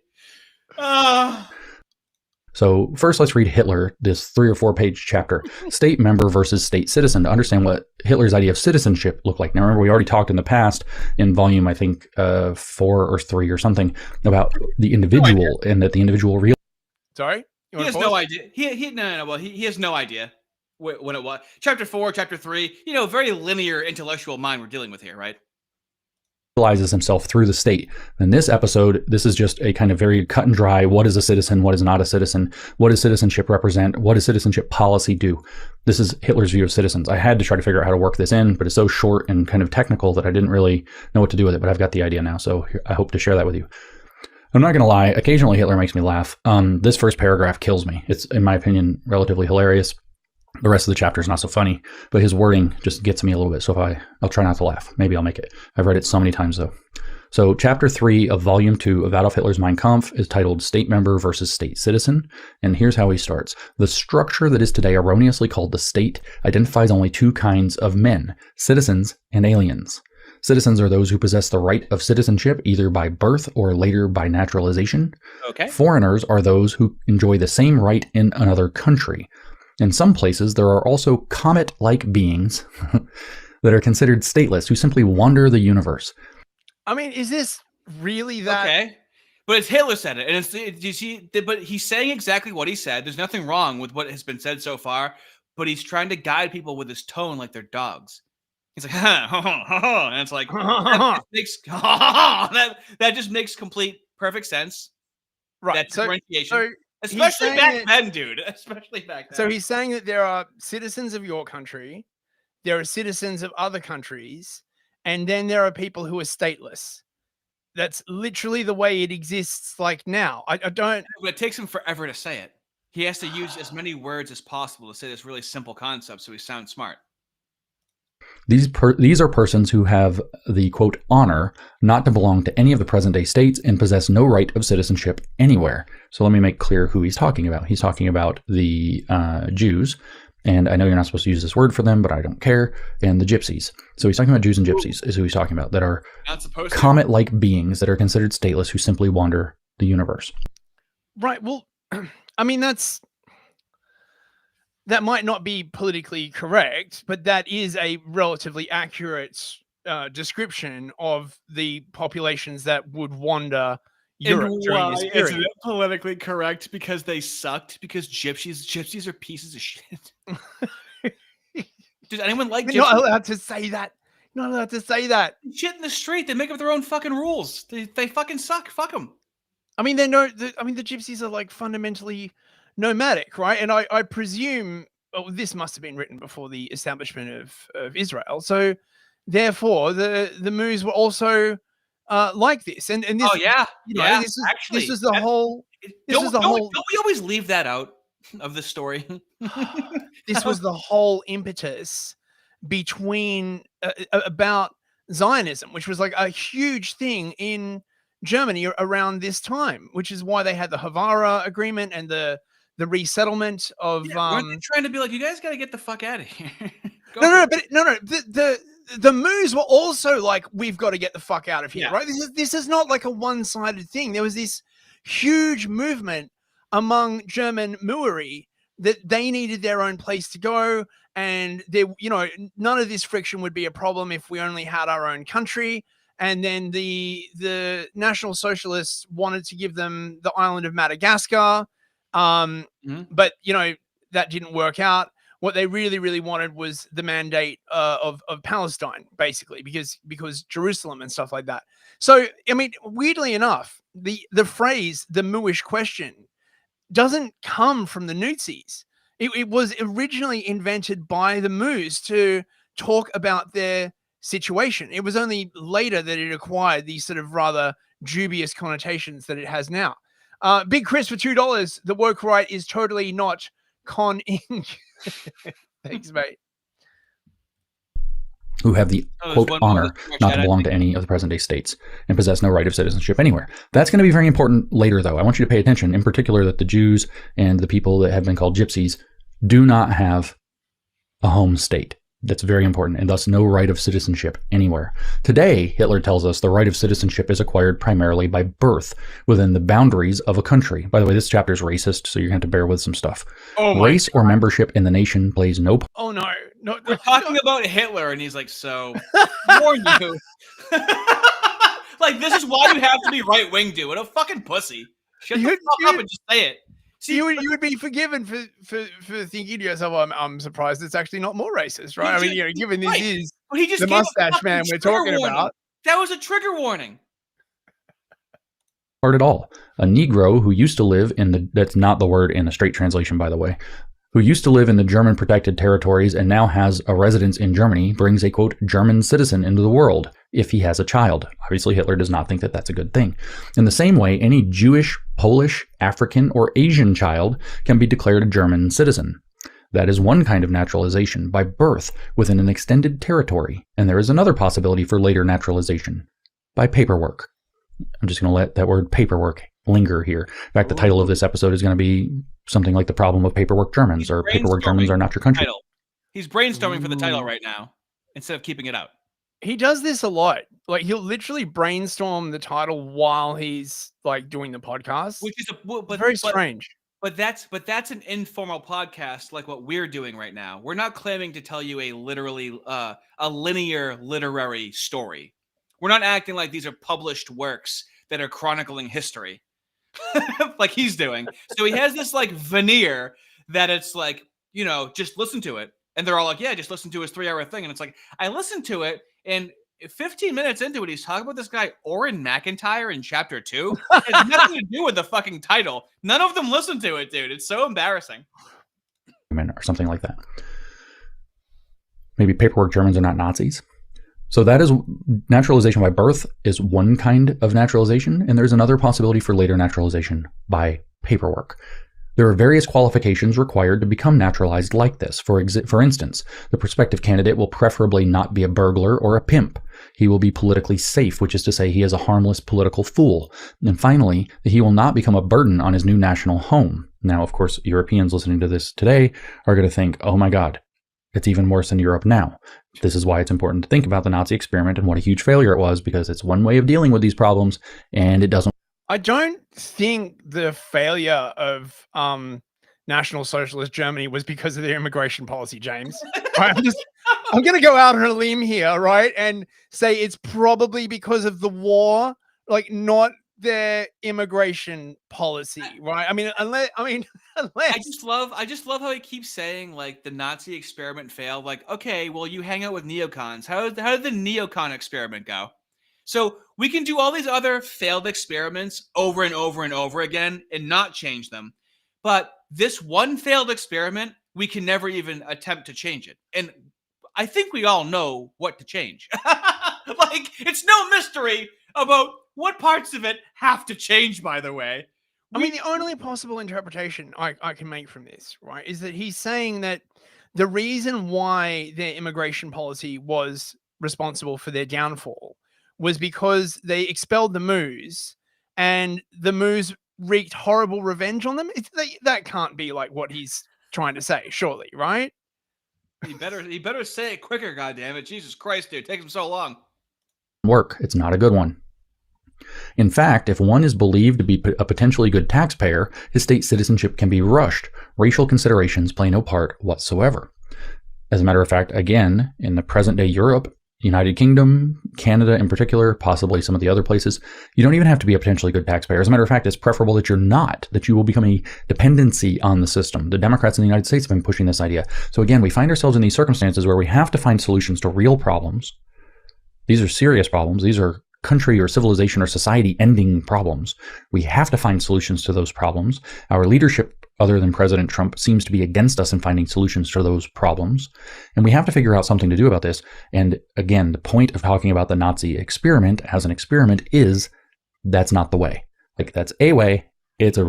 Right, but this National Socialism is not the goddamn immigration policy. Like, what the fuck is he talking about? He's crossing his wires.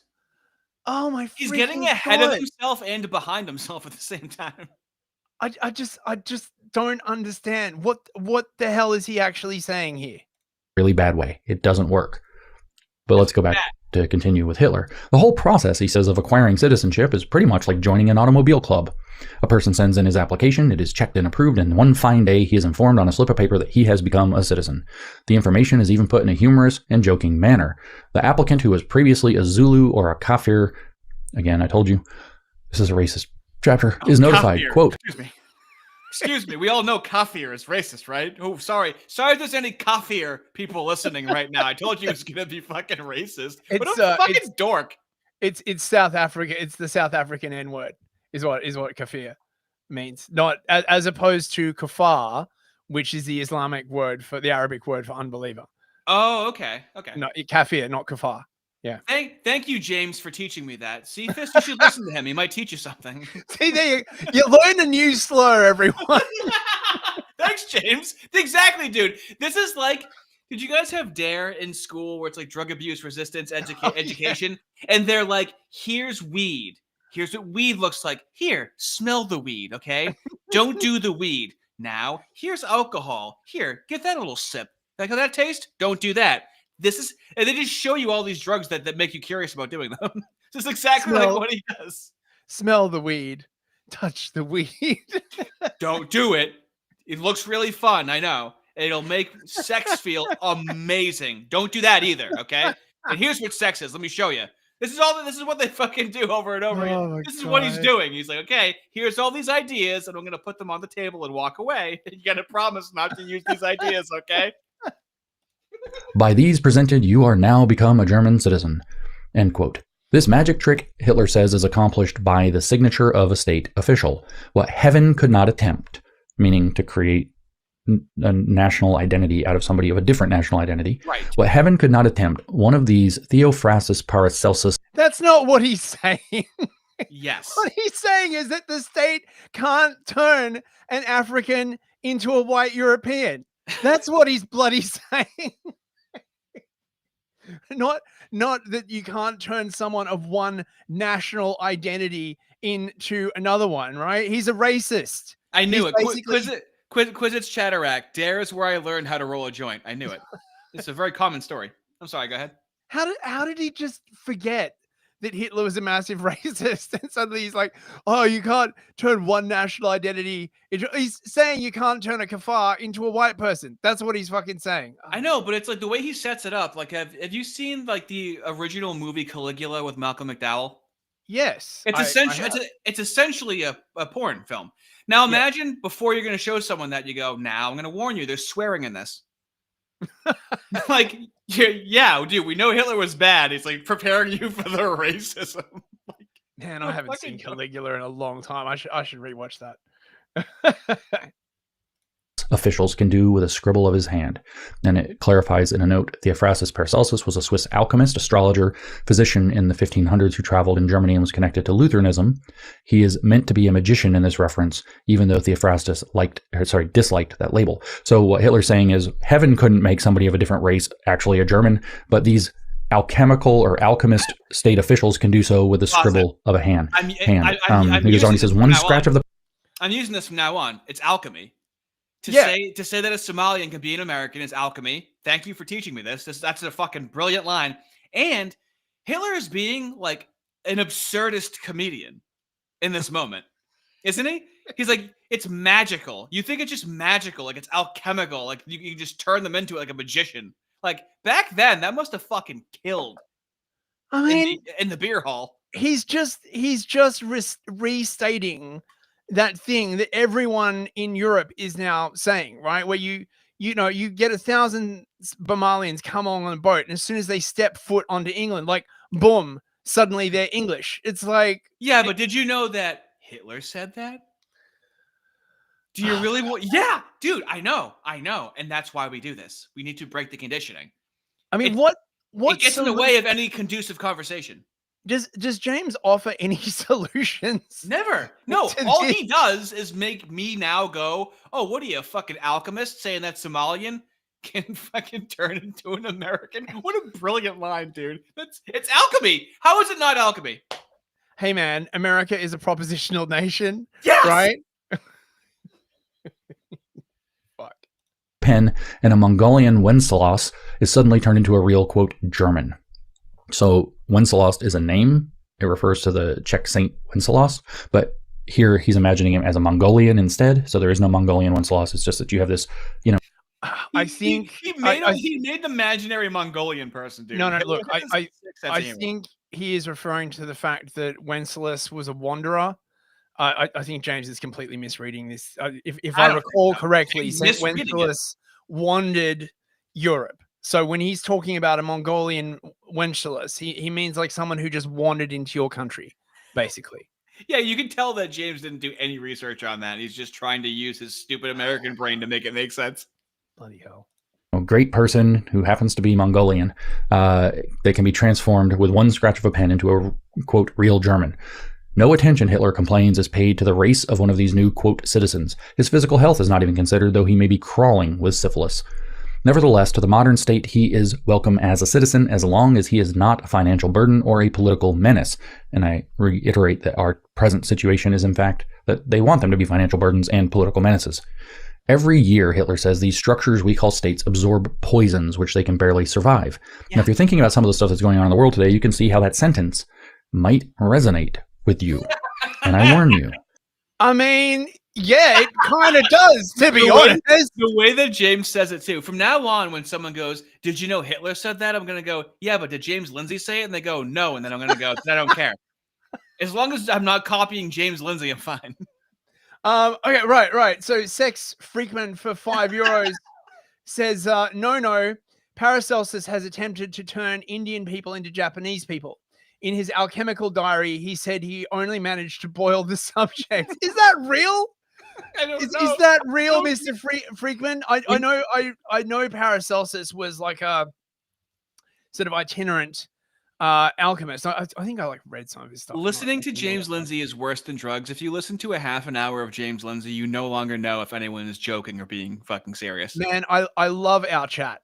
Right, we've got like so many smart people in our chat, right, who just pop up and be like, "Oh yeah, that completely obscure like point." Thank you very, very much, Mr. Sex Freakman. Yeah, and then that comes from Sex Freakman. That's what makes it the Artie and Fist chat. Okay, it's very well rounded. Right, he says no, lol. I think he's being hyperbolic. Still. But you were ready to believe him. You were ready. Oh, that's a Sam Hyde reference.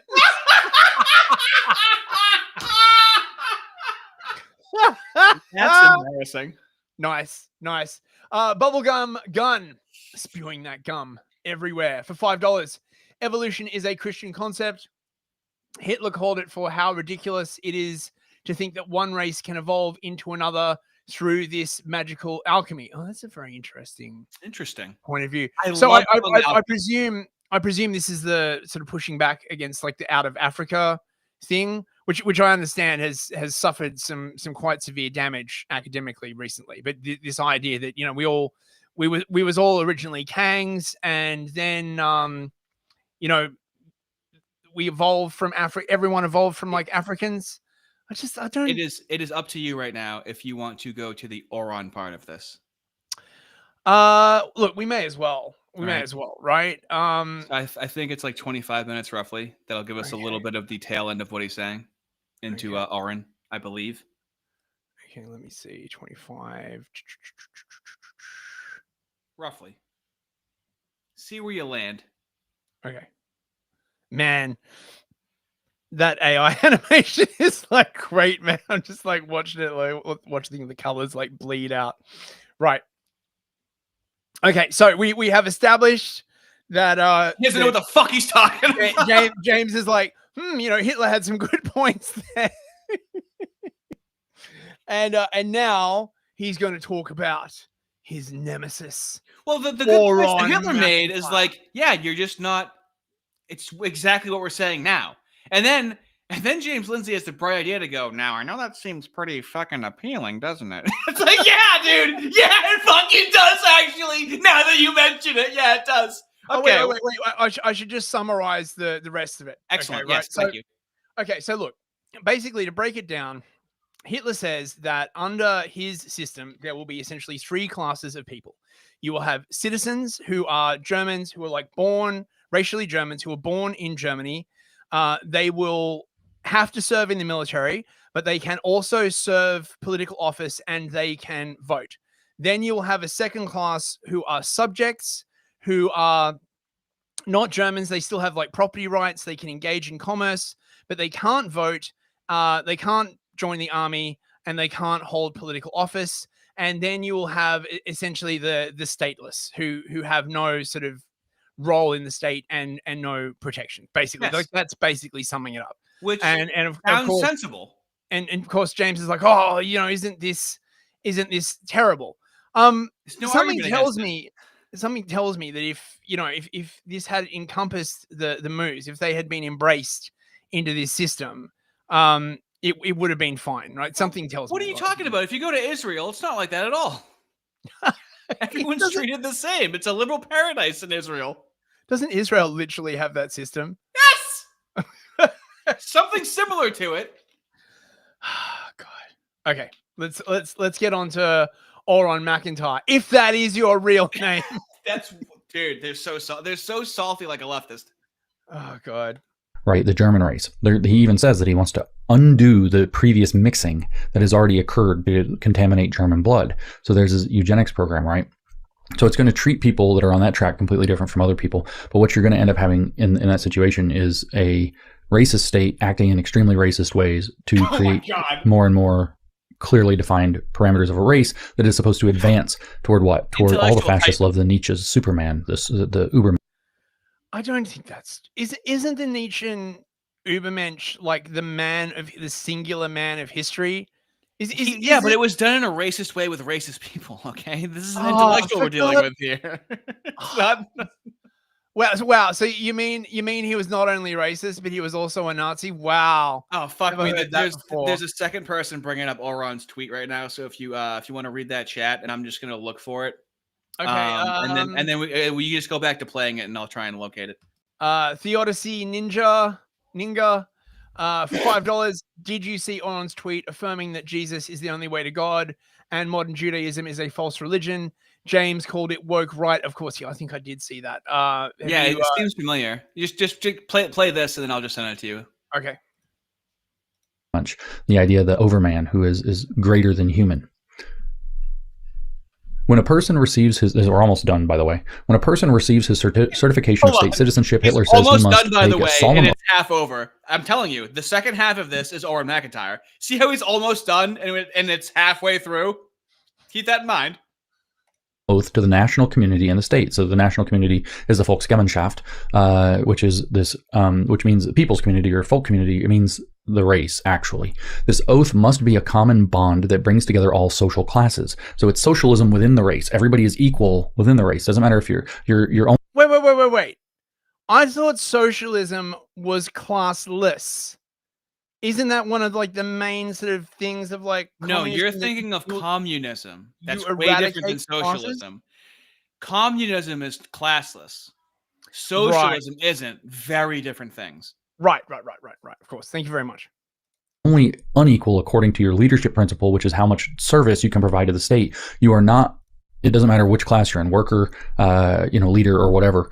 Everybody is actually, this is where Schmitt said that the totalitarian state requires this tremendous sense of sameness. So this oath must be a common bond that brings together all social classes. It must become a greater honor to be a street cleaner and a citizen of the Reich than to be a king in a foreign state who is not a citizen of the Reich. The state citizen is a privileged gentleman who enjoys advantages not available to the alien. The citizen is the master of the Reich, but this higher dignity comes with its obligations. The man without honor or character, the common criminal, or the traitor to the fatherland may have this honor taken away, at which time they become a mere state subject again. He gives one sentence to deal, two sentences. One. So if you are like found to be engaging in sedition or treason, you can have your citizenship removed. Yeah. What a horrible idea. That's pretty fucked up. You should just be able to get unlimited chances. Here's the thing. But you don't have your citizenship like entirely removed. It's not that they kick you out of the country. You just cannot participate in the political process. Yeah, they really have a lot of moderate rules where they're like, you're not out, but you're like, you're in a lower class, which isn't extreme because India still does shit like that, like to this day. And for that time, doesn't sound crazy. Why would you want people who are treasonous or seditious in your political system? Christos says you can be exiled or deported. I mean, yeah, okay. I mean, you did engage in treason or sedition, right? I mean, like you did fuck up pretty good, and the fuck up was against the totality of the state. So, Sex Frequent for €5. Nietzsche speaks of this. The Linz Chud, born to heal, forced to hurt. He called it the Joever man. The Jover man, dude. I'm gonna have to try to make a hands that heal and hands that hurt shirt. I my have God. to fucking do it, dude. It's gonna hit so hard. It's gotta be right though. That's hitting so good. Thanks, Mr. Freakman. Top quality super chat. That you got me whistling on that one. Oh, dude. Short paragraph to deal with women. The German girl is a state subject and only becomes a citizen when she marries. Citizenship may, however, be granted to female German state subjects if they have independent careers. So that's the entire chapter. I told you it's really short. Chapter 3 of Volume 2 of Mein Kampf. So this will be an uncharacteristically short episode. But I'm not going to close here. I said I was going to bring this into the contemporary. So I want to read to you a short piece that was published on August 7th, 2025 by the Blaze Media propagandist, woke right propagandist, quote, Aaron McIntyre, not his real name. It's not his real name. But see, this isn't him being obsessed with Aaron McIntyre. This is him reading a chapter of Mein Kampf and then bringing it into the contemporary. That's what this is, okay? Do you think he's deliberately trying to create an association in the mind of the listener? Right? Like, he's so coy. Here's me reading from Hitler, and now here's some Oron McIntyre, if that is your real name. Propagandist, woke right propagandist. He's so coy. Oron Goebbels. He's a child. He's a literal child. Oh my God. Name. He wrote it on his Substack, which is called The Total State. Remember, Carl Schmitt's essay justifying the Nazi program is called The Legal Basis for the Total State.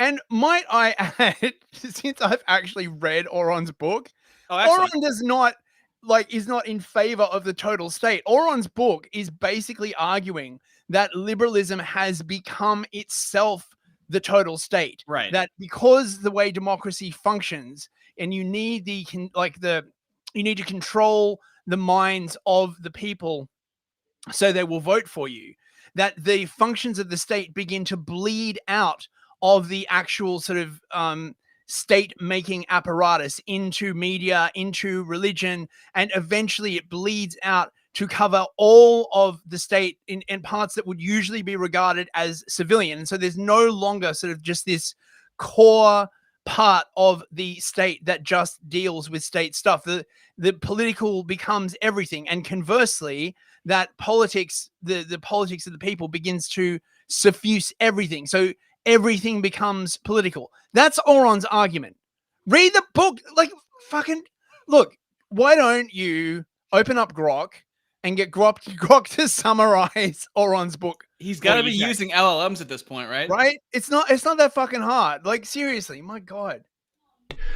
Aaron McIntyre's book is also titled The Total State. I think that was in 21. It's maybe 22. Don't quote me on the exact date of its publication. He's done no we'll research. say 21 or 22 that it came out. He has no fucking idea when the shit. He has no idea. He doesn't take a second to look it up and then edit it. There's no editing. He puts no work into it. This is all to avoid anything else in his life, and that's why he's not growing. His career isn't growing. He's not growing as a person. He's stunted, and you can tell. He also published this on his Blaze Media official. He's a contributor to Blaze Media, so he has a contributor's kind of blog page on Blaze. So the Blaze Media also published this. And the title of this essay is Paperwork Americans Are Not Your Countrymen. Okay, so Hitler was not a big fan of paperwork Germans, and Aaron McIntyre wants to tell us about paperwork Americans, which is now a meme that has spread pretty far and wide. Trying to draw a correlation there. I certainly have never met any paperwork Englishmen, Artie. Right? When I go down the street in London and I run into a bunch of people who literally can't speak any English whatsoever and look like they literally just stepped off a boat from Somalia, I think to myself, now that is an Englishman right there. I witness at Dunkin' Donuts, I watch an Indian that speaks 15% English try to complete a transaction with a Ugandan that speaks 10% English. Fuck me. It's insane. Oh, dude. 77 different languages in our school system. You want to know how many different languages are spoken in the New York City school system? How many? 176. Oh my God. How many countries are there in the world? I think it's like 180 countries in the world. So it's literally every single the world. We are the world. Pure global. They have people like who speak that weird pygmy language with like the clicks and stuff. I don't know, but they're like proud of the number though. They're like, see, look at that. They're like the progressive cities. You know, the limousine liberal, champagne socialists are like, oh, 77 languages. Look at this. Look at this card. Look at this business card. Shiny, isn't it? 176 languages. This is just the Tower of Babel. Is all this is. Like, my God.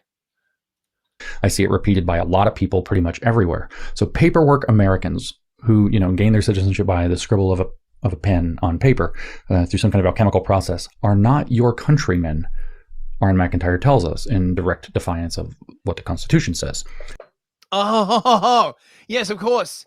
The famous phrase in the Constitution, please invite over 1 million Somalians. They are also your countrymen. Yeah, this is the issue that a lot of people have with James, where he thinks he's being like traditional just because he invokes the Constitution, which then makes people look at how the country was back then. It's like, oh, this is Christians and nationalism are seeming to intersect with each other, and it was mainly white people when at the founding of the country, when you invoked the founding fathers. They did not envision this. It wasn't written down anywhere that this is what they envisioned.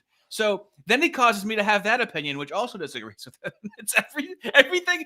He's just putting the drugs on the table and walking away. It's the best. It's the easiest way to put it.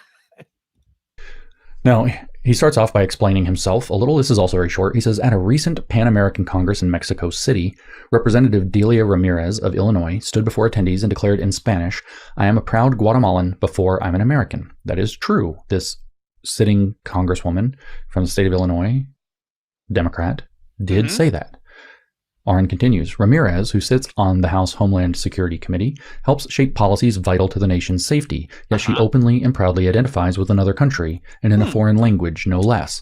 Now, I care only a little about the language, but I am, like Aaron McIntyre, concerned about the idea that one of our sitting congressional representatives on the House Homeland Security Committee would go anywhere but even more in a foreign country and declare herself a proud Guatemalan before American. Ooh. Yes. Okay. You want to cool it with the anti-Semitic remarks there, James? You're flying very close to the sun there, buddy. Network is not going to like that, mate. You're gonna get yourself yeeted, bro, right? The appropriate thing to say is that it absolutely does not matter if someone says that they are from another country, or they have an ethnic identity before that of an American. God, get with the program. Well, that's the thing is like he's being like a Destiny. trying to be like a moderate person on the left, and it's like you need to just go full throat with what they're saying, or just come over to the right. Just middle shit. No one likes you. You need to pick a team because just because right now he's spending how much he spent that entire time 100% agreeing with Orrin McIntyre, didn't he? But beforehand, he has to try and poison the well and go, "Now I don't like this guy, okay? But he's right, and that is right. He's raising a good point." I mean, Thanks for letting us know that you don't like the guy that's right. This is a very weird tactic. I mean, he's not essentially he's not thinking it through. It's stream of consciousness. It's I his think he's diary. trying to- he's- I Dear think he's trying diary, to- I don't like Orrin McIntyre. I think he's trying to do that thing, saying like, oh, you know, we acknowledge your appropriate grievances, right? Like not all of your grievances, obviously, right? Because some of those grievances are too spicy and will not be countenanced, right? But we acknowledge some. We do it of your correctly. When it's done grievances. our way, then it's valid. Yeah. But Which is friend enemy. Yeah. But you must understand that there are only certain permitted ways to resolve those grievances. What are those ways? Well, we'll tell you, right? You just wait there, right? We will tell you the appropriate solution. This is how to those mooish grievances. meetings must sound. This just feels so mooish right now with how you're explaining this. It's so just eluding and vague in general, but I kind of see what you're saying, and that was good. Yeah, that was nice. Bubblegum gun for another $2, mate. Oh, my stripper cups runneth over. $2. Founding fathers were racist and caps. Change my mind. Yeah, I agree. Actually, yeah, I agree. That is an inversion. That is not correct. And I see that as perfectly good reason to impeach Representative Ramirez of Illinois, or at the very, very least to censure her until her term is over, and to strip her of her. Doesn't she have the liberty to say that? Yeah. Doesn't she have freedom of speech, James? Right. Sounds a bit woke right to me, you fascist. They always say liberty, but never what liberty means. And it's like, well, no, that's too much liberty. Oh, now it's too much. Oh, wow. Hey, and this is the issue with James's brand of liberalism, where once you realize it's a mistake, it's too late. Okay, well, now she's in a position of power, you fucking asshole. You didn't exert any power to stop this along the way because of malignity. And they just take advantage. How's the liberal experiment going, James? They just keep taking advantage of the rights that you're giving. You're giving equal rights to people that want to subvert your system. You fucking faggot. Like, that'll never work. And what's great, and you do this for me very well, it just subjected me to more right-wing thought. And then there's like a right-wing common sense where when you hear a rule, you go, what does that do for me, though? Yeah. Like when you're taking in information, you go, what is the point of that? Let's determine if that benefits us or not. And then you start to have that lens. My liberal lens, that analysis was never there. Of does it make sense?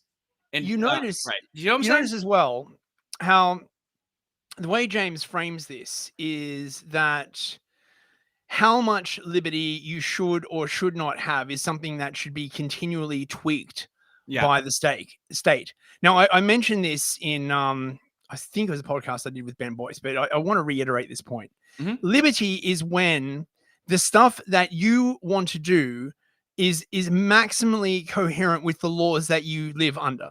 Okay, so if we take like a Venn diagram, right? And on one circle is the stuff you want to do, and on the other circle is the stuff you're allowed to do by law, when there's like a 90 or 95% overlap. This is one of the reasons why to have liberty, you need a highly ethnically homogenous society. Because that way you have all of these people who would there's just a whole bunch of stuff that they wouldn't consider to do, right? Like if you have you mean like Idaho? Yeah. So, yes, exactly like Idaho. So you wouldn't, so the English, for example, it just would never occur to them to go and just pluck a swan out of a London park and roast it up. They just wouldn't do that. And the more people that you add from different cultures, the more laws you need to add. Liberty is when the leash of the law, the chain of the law is lightest upon you, because the only laws really affect that, 5%, maybe 2%, 1% of people who are like fucking crazy. and most people, they just, and that's why you don't have to wonder every single moment of your waking day, oh, is this legal or is that legal? Because the laws are designed to say 95% of shit that most people want to do is totally legal. It's only under this current system where we get all these like crazy people in that you have to suddenly define, oh yeah, like, it's illegal to take a crap in the middle of the road. Most people would be like, you wouldn't even need a law for that. People would be like, ew, I don't do that. I forgot that I took this picture. I just sent it to you in the chat. I took this picture of this woman when I was in traffic from what I saw in my fucking rear view mirror. And she's driving and she just has her monkey paw up on the fucking dashboard. So she's driving with one foot and she just took her fucking foot out as she's driving and she's airing out her piggies. And I was like, you fucking animal. You fucking animal. That you mean like that? You mean stuff like that? Yeah, well, that's what right now. That's what you used to call standards before standards became like racist or something, The paw is on the fucking dashboard. I'm sorry, what you were saying just reminded me of my own grim reality that I deal with in fucking traffic every day. Oh my god. Yeah, trust me, I get it. Okay, let's continue. It's disturbing that I could just bang out a picture like that out of nowhere. Let us continue to hear of the evil words of the so-called Oron McIntyre. Actually, did you hear I also sent you the post that they were referencing above that picture. Oh, okay. Did you hear James's like new nickname for Oron? Sauron McIntyre. What is that? What's Sauron? Sauron is the evil dude from Lord of the Rings. It's like the big eye. Yeah. Oh, here we go. Okay, so what's this you just sent me? The woke right is going more and more mask off, bros. Oh my god. This is from so-called Oron McIntyre. He's so dedicated to it. Jesus did not follow a religion. He was the religion. The Hebrew scriptures were not the only scripture he knew. He was the word made flesh, bringing a New Testament because the old was no longer sufficient. He was famously challenged by Jewish authorities for not keeping to the Sabbath, to which he replied that the Sabbath was made for men, not man for the Sabbath. Christ rejected the pedantic observation of law as a true path to God, which is what Judaism had become. Paul told us that there was no longer Jew nor Greek, only the Christian church. Judaism is no longer a legitimate religion. It is no longer a path to the one true God. Saying that Christ was a Jew as opposed to a Christian is to reject the gospel. It is simply a false doctrine. Yeah, well, that's completely correct. Fucking whoa, mask off, dude. See, but do you see how he's implicative like a fucking middle school girl? How he doesn't have an established opinion on what has been said. He's just letting the kids at the lunch table know that he's an enemy. That's all he's doing. Why else would you go? The woke right is going more and more mask off. You're not describing anything. You have no actual argument. You're not being an intellectual. The only point of that is to say that man's an enemy to his friends. Yeah, because Oron is not a Judeo-Christian.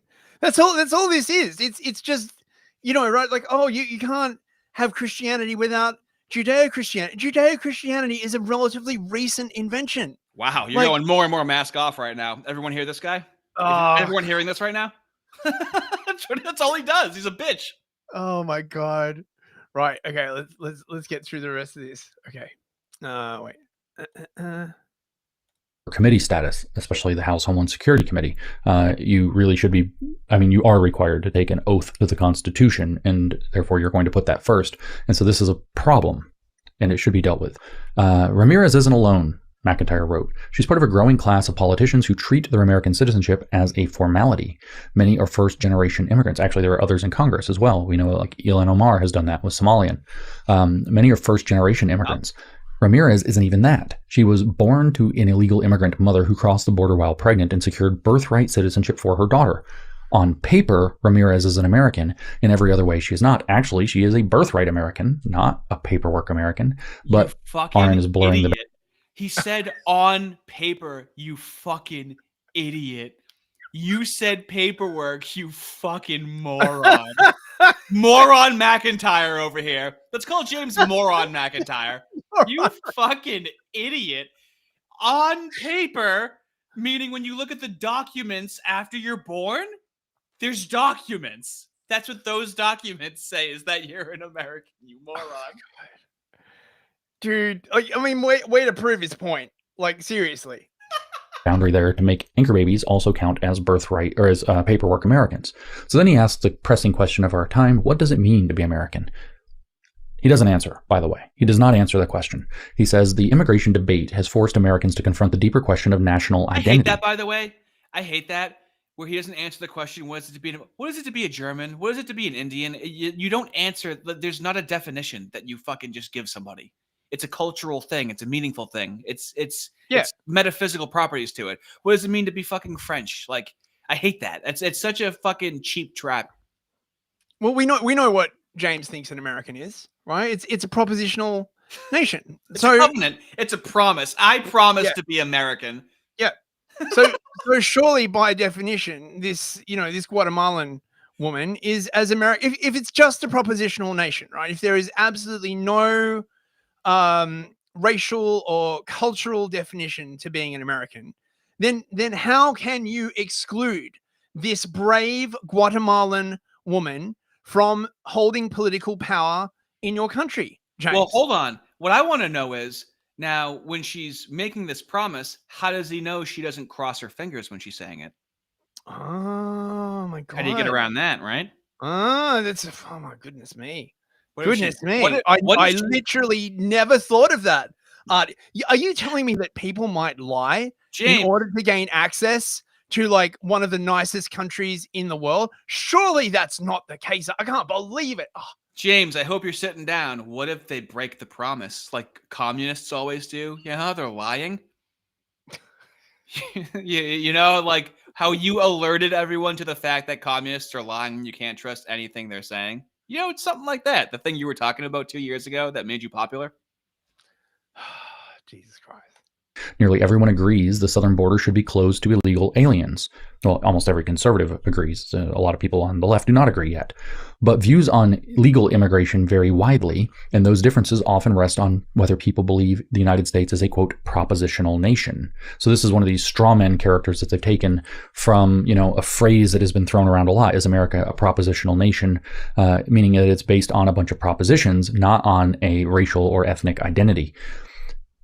He goes on, he says, "Oh, you just skate over that." Yeah. Did you hear him breathe like he was going to say something? That's what's so funny, is that he gives you the raw footage. If he edited this, I would be saying, I wish I could get the raw footage to hear what it sounded like. All you get is him thinking, we're his therapist right now. This is his diary, and there's no editing whatsoever. We'll just gloss over the inherent paradox in what you just said. Oh, we got a super chat. Sex Freakman coming back for €5. The Freakman. Why do you think I converted? Obviously, you can tell I'm a tradcath. It's because Paul said there would be no Moorish or Greek people in heaven.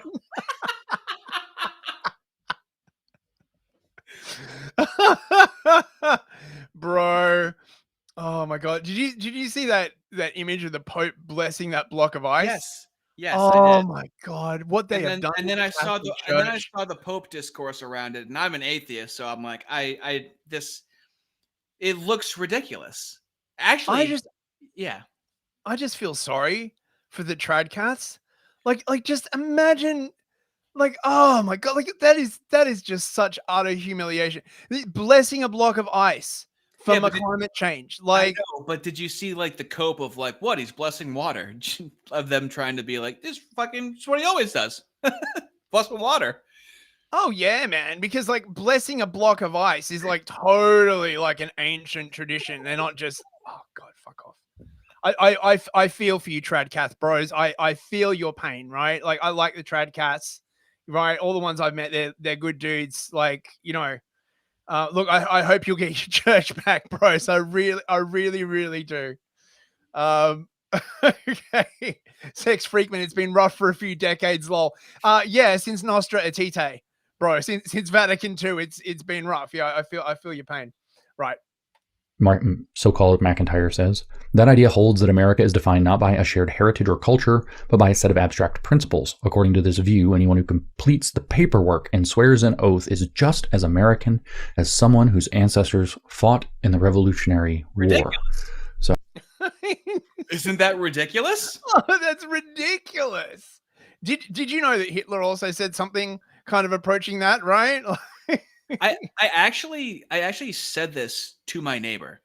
My neighbor is fucking Nepalese, Nepal. Okay, we got someone from everywhere. And when he first moved in, we would talk all the time. Now he has a kid, and there's no reason for us to talk when he has a kid. Don't talk to me if you have a kid. There's no point in us talking. You have better things to do. So I said to him, I was fucking shit faced, and I was like, you know, I'm more American than you, right? And he was like, yeah.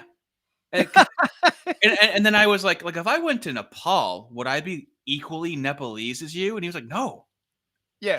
So a lot of immigrants very much understand what Orrin McIntyre is saying, because they're not from a fucking how's the American experiment going, you cocksucker? They're not from the Nazis did experiments, okay? America is an actual fucking centuries long experiment, and the results aren't fucking good. What about the American experiment, James?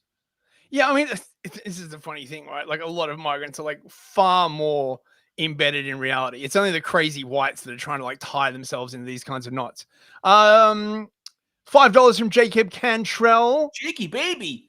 Is this insistence on what is an American even bro type question related to the rejection of any kind of white identity? It is absolutely related to the rejection of any kind of white identity, like completely. That is exactly. I wasn't even thinking that, but that's actually a really subtle point. That should. Yeah, no, it totally is. It totally is, because they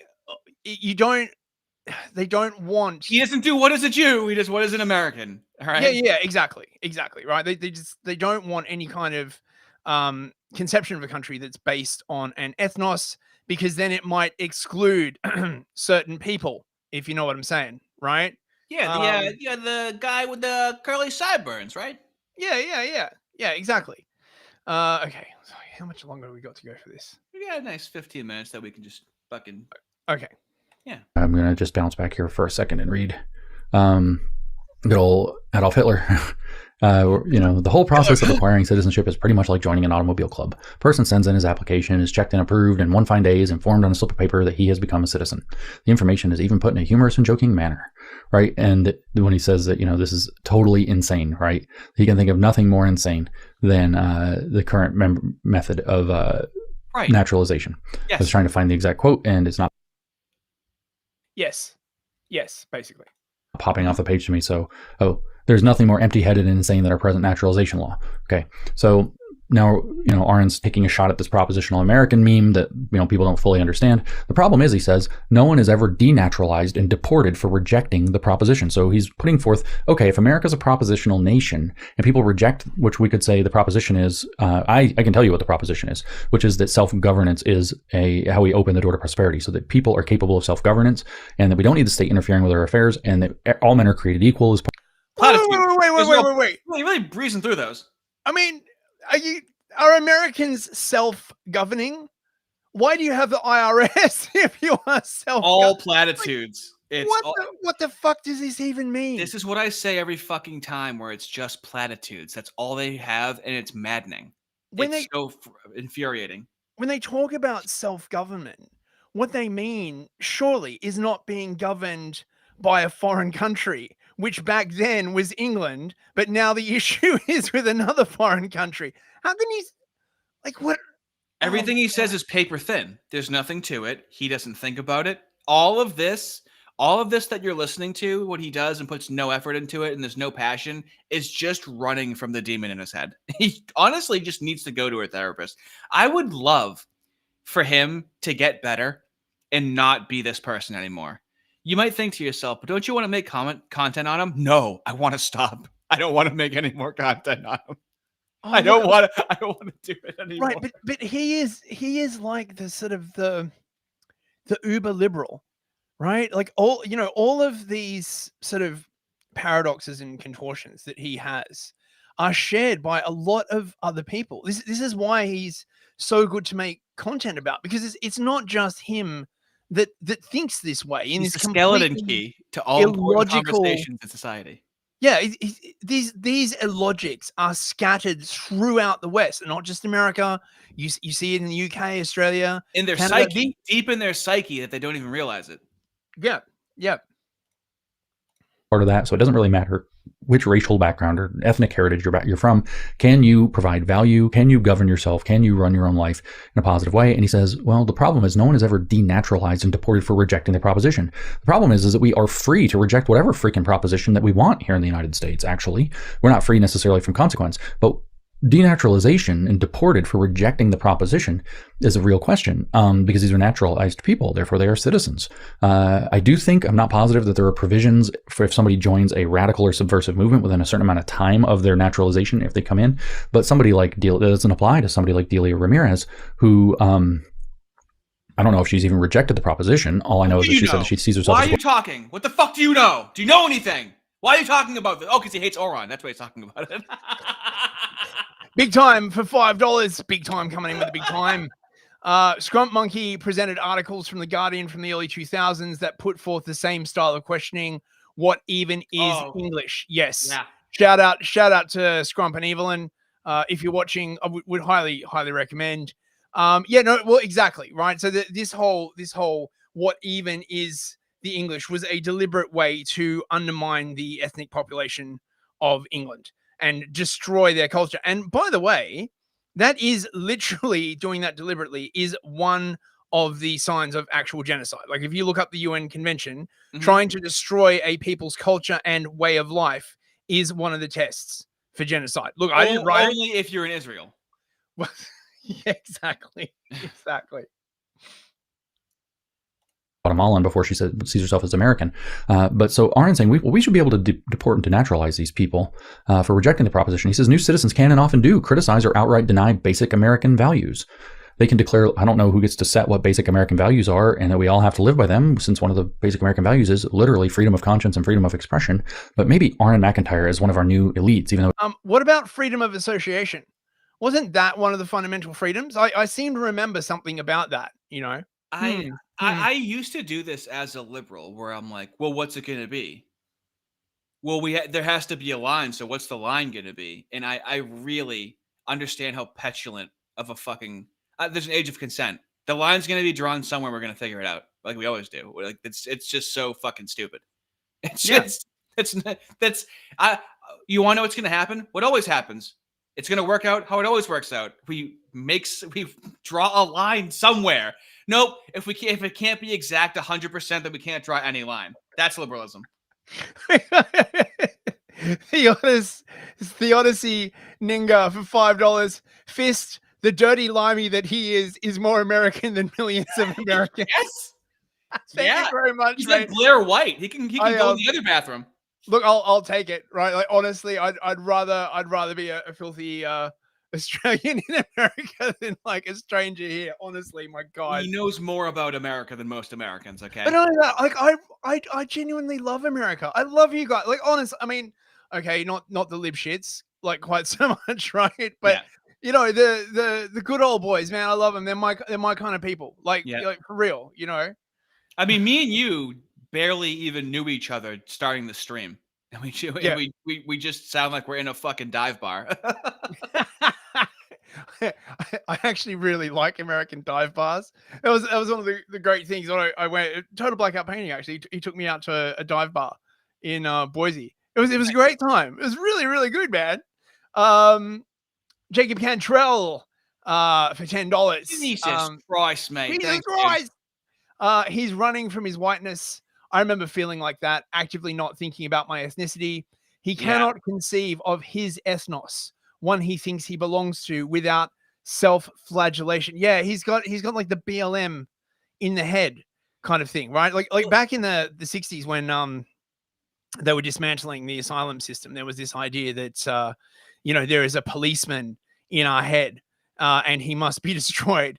And now I guess there is a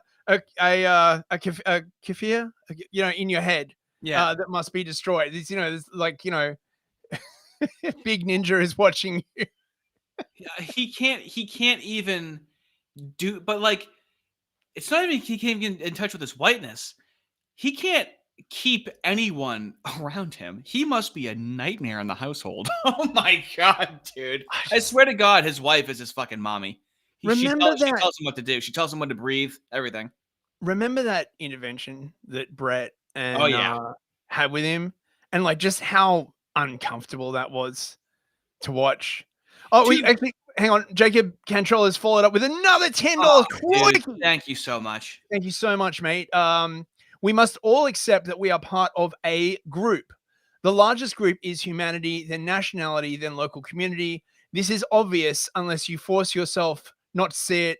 Love you, True Fist. Oh, thanks very much, dude. Jacob. Appreciate that, mate. Yeah, I mean, this is the thing. Once I just started identifying with my ethnos, a lot of my like mental contradictions just faded away. Yeah, like, that's what I'm saying with like right wing as well. Yeah. There's things that intuitively make sense that I don't have to explain to you. Yeah. Everything has to be intellectualized and rationalized. It is like the modern liberal white just exists in this nest of contradictions.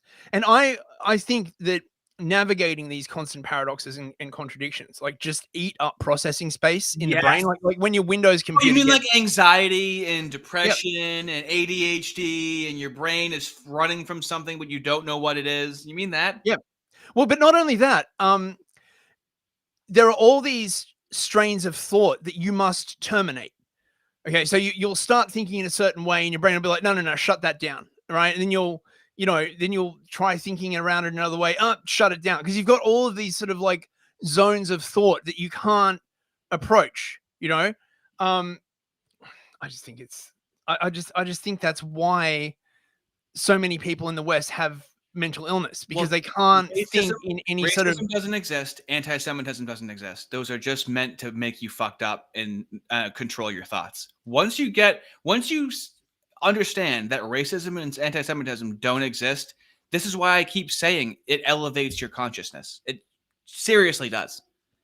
Things just make so much more sense. You can think more clearly. You can get more done because you don't feel this guilt and you're not always having to second guess what you're thinking or overly prefacing something when you're about to speak. It really just clears. It's like doing a fucking what was that, like a shitty cleaner app for Android phones? It just cleans your phone. Yes, exactly. You've got all this essentially like malware just drifting around in your brain, taking up processing cycles that you could be using to do something more productive. It looks like he crawled out of a freaking dumpster and put on a blazer. He's going to be able to. He's so fucking petty. Oh my God.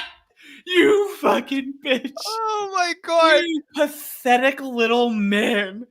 I mean, coming from James, of course, who is, notoriously always well turned out whenever he appears on looks like camera. He came out of a dumpster?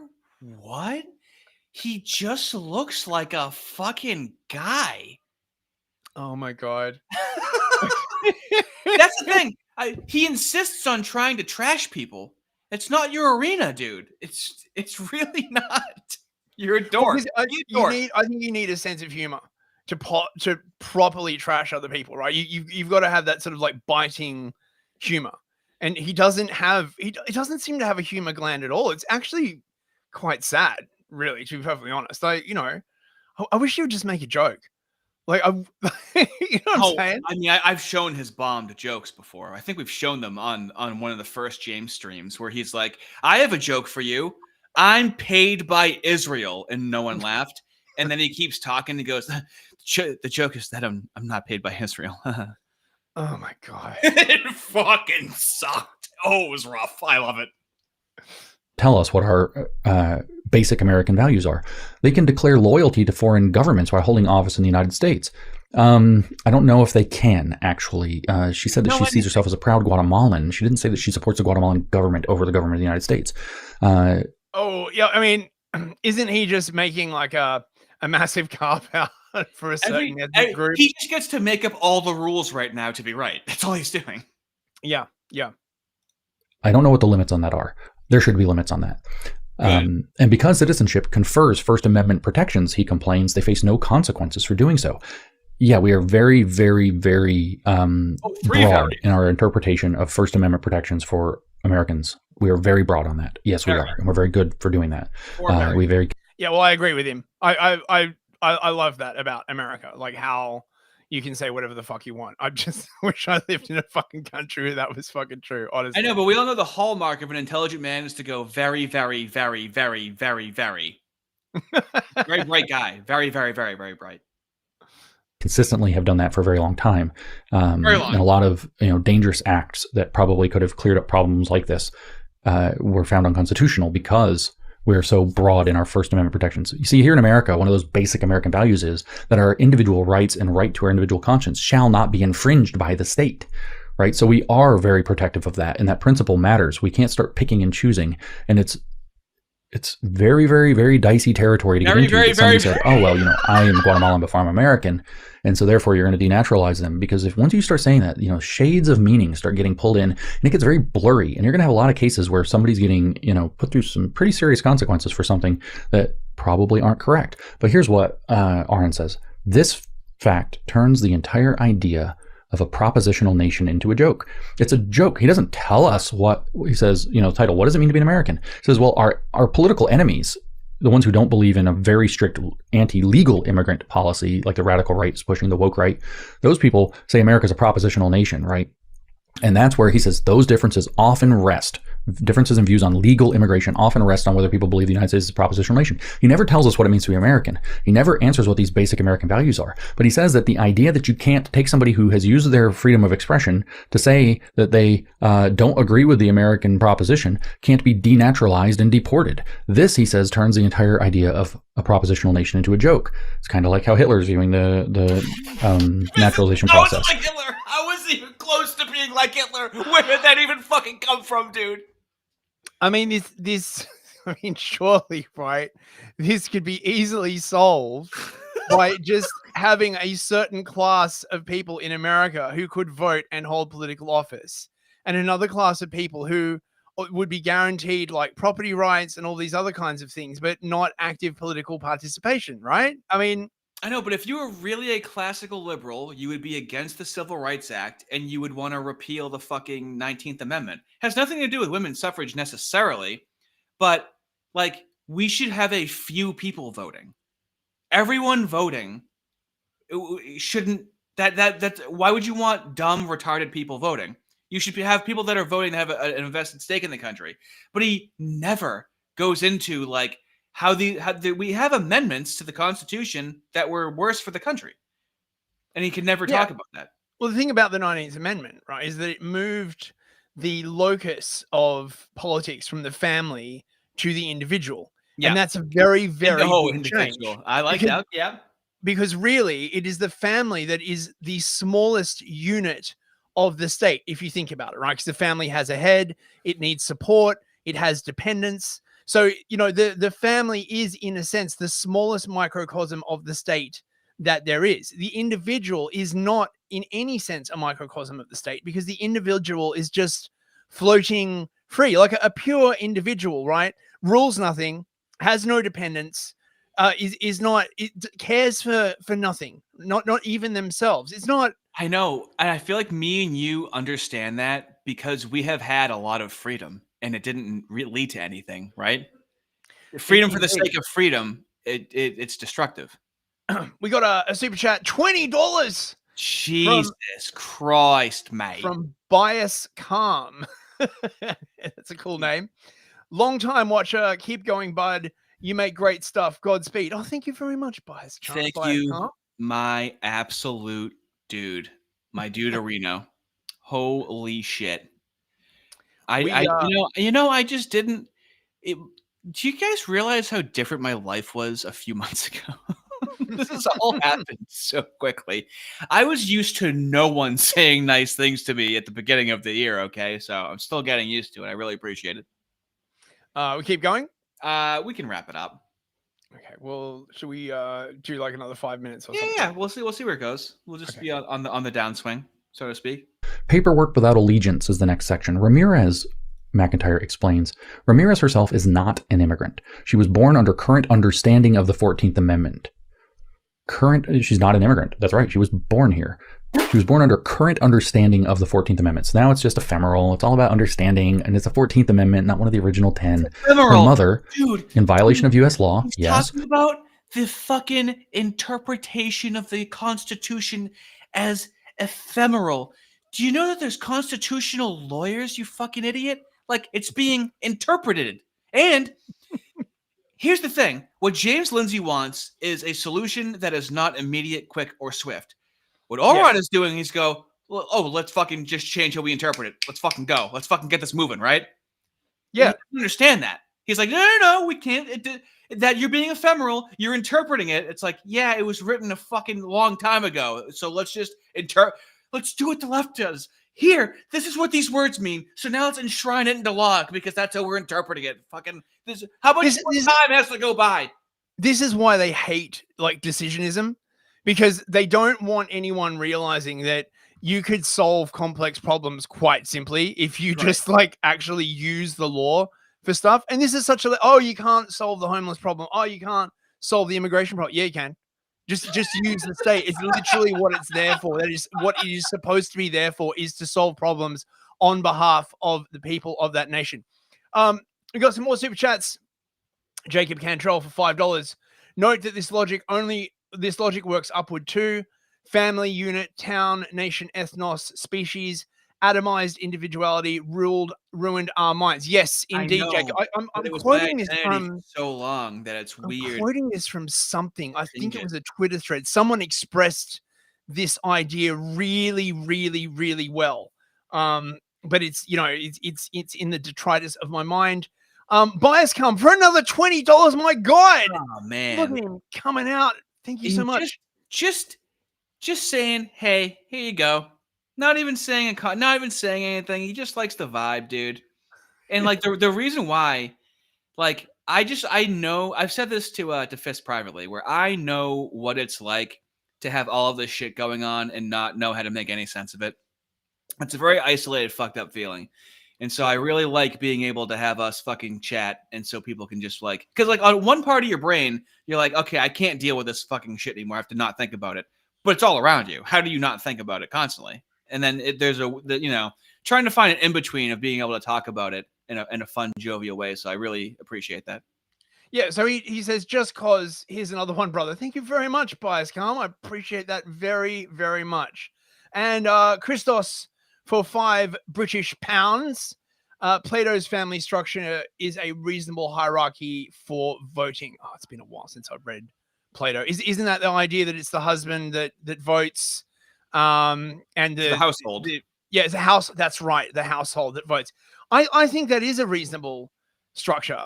Honestly, like, because that's right. I'm starting to remember more of this thread or piece that I wrote. They were basically saying that by giving females suffrage, they allowed the state to essentially pit the women against the men. And the policies would no longer benefit the family because it wasn't families that were voting for them. As a result, these individual policies just basically like messed everything up. Yeah. We got another Master Shake. Master Shake. I wish I could do a Master Shake. Got gifted tonight. Hell yeah, dude. For $5, you guys are killing it. Love these happy hour Fridays. Oh, thank you very much, Master Shake. Hey, Master Shake fucks up Isaiah's chat too, so he's yeah, good. That's right. He's a good guy to have on our side. That's right. I remember he was in that stream a few weeks back, lighting him up. Nice one. All right. Crossed the border while pregnant. No agreement to any American proposition was required. Ramirez acquired the legal status of an American and the constitutional right to reject the nation that gave it to her. Well, turns out she has the constitutional right to reject the nation that gave it to her, period, right? Like, if you're an American citizen, you get that. But she acquired the legal status. Okay, so what he's raising here is the question of the anchor baby. And we all understand that there's something wrong about the anchor baby concept, right? Anybody who just so happens to be born here. And there are ways that this could be dealt with, but this is going to require serious constitutional law. This isn't a matter for some radical right-wing Yahoo movement, right? There's I don't. Oh wait, has Oren been appointed to the Supreme Court? Did I just miss that? Where Oren McIntyre was elevated to the Supreme Court?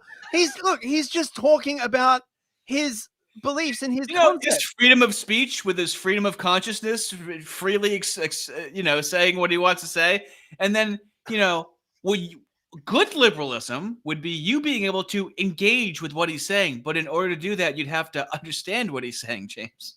What is the solution, James? Oh, it's very, very complicated. It'd require like constitutional law, and it'd probably take 10 years of consultation before we got like an imperfect solution. He loves bureaucracy. James always has a long term.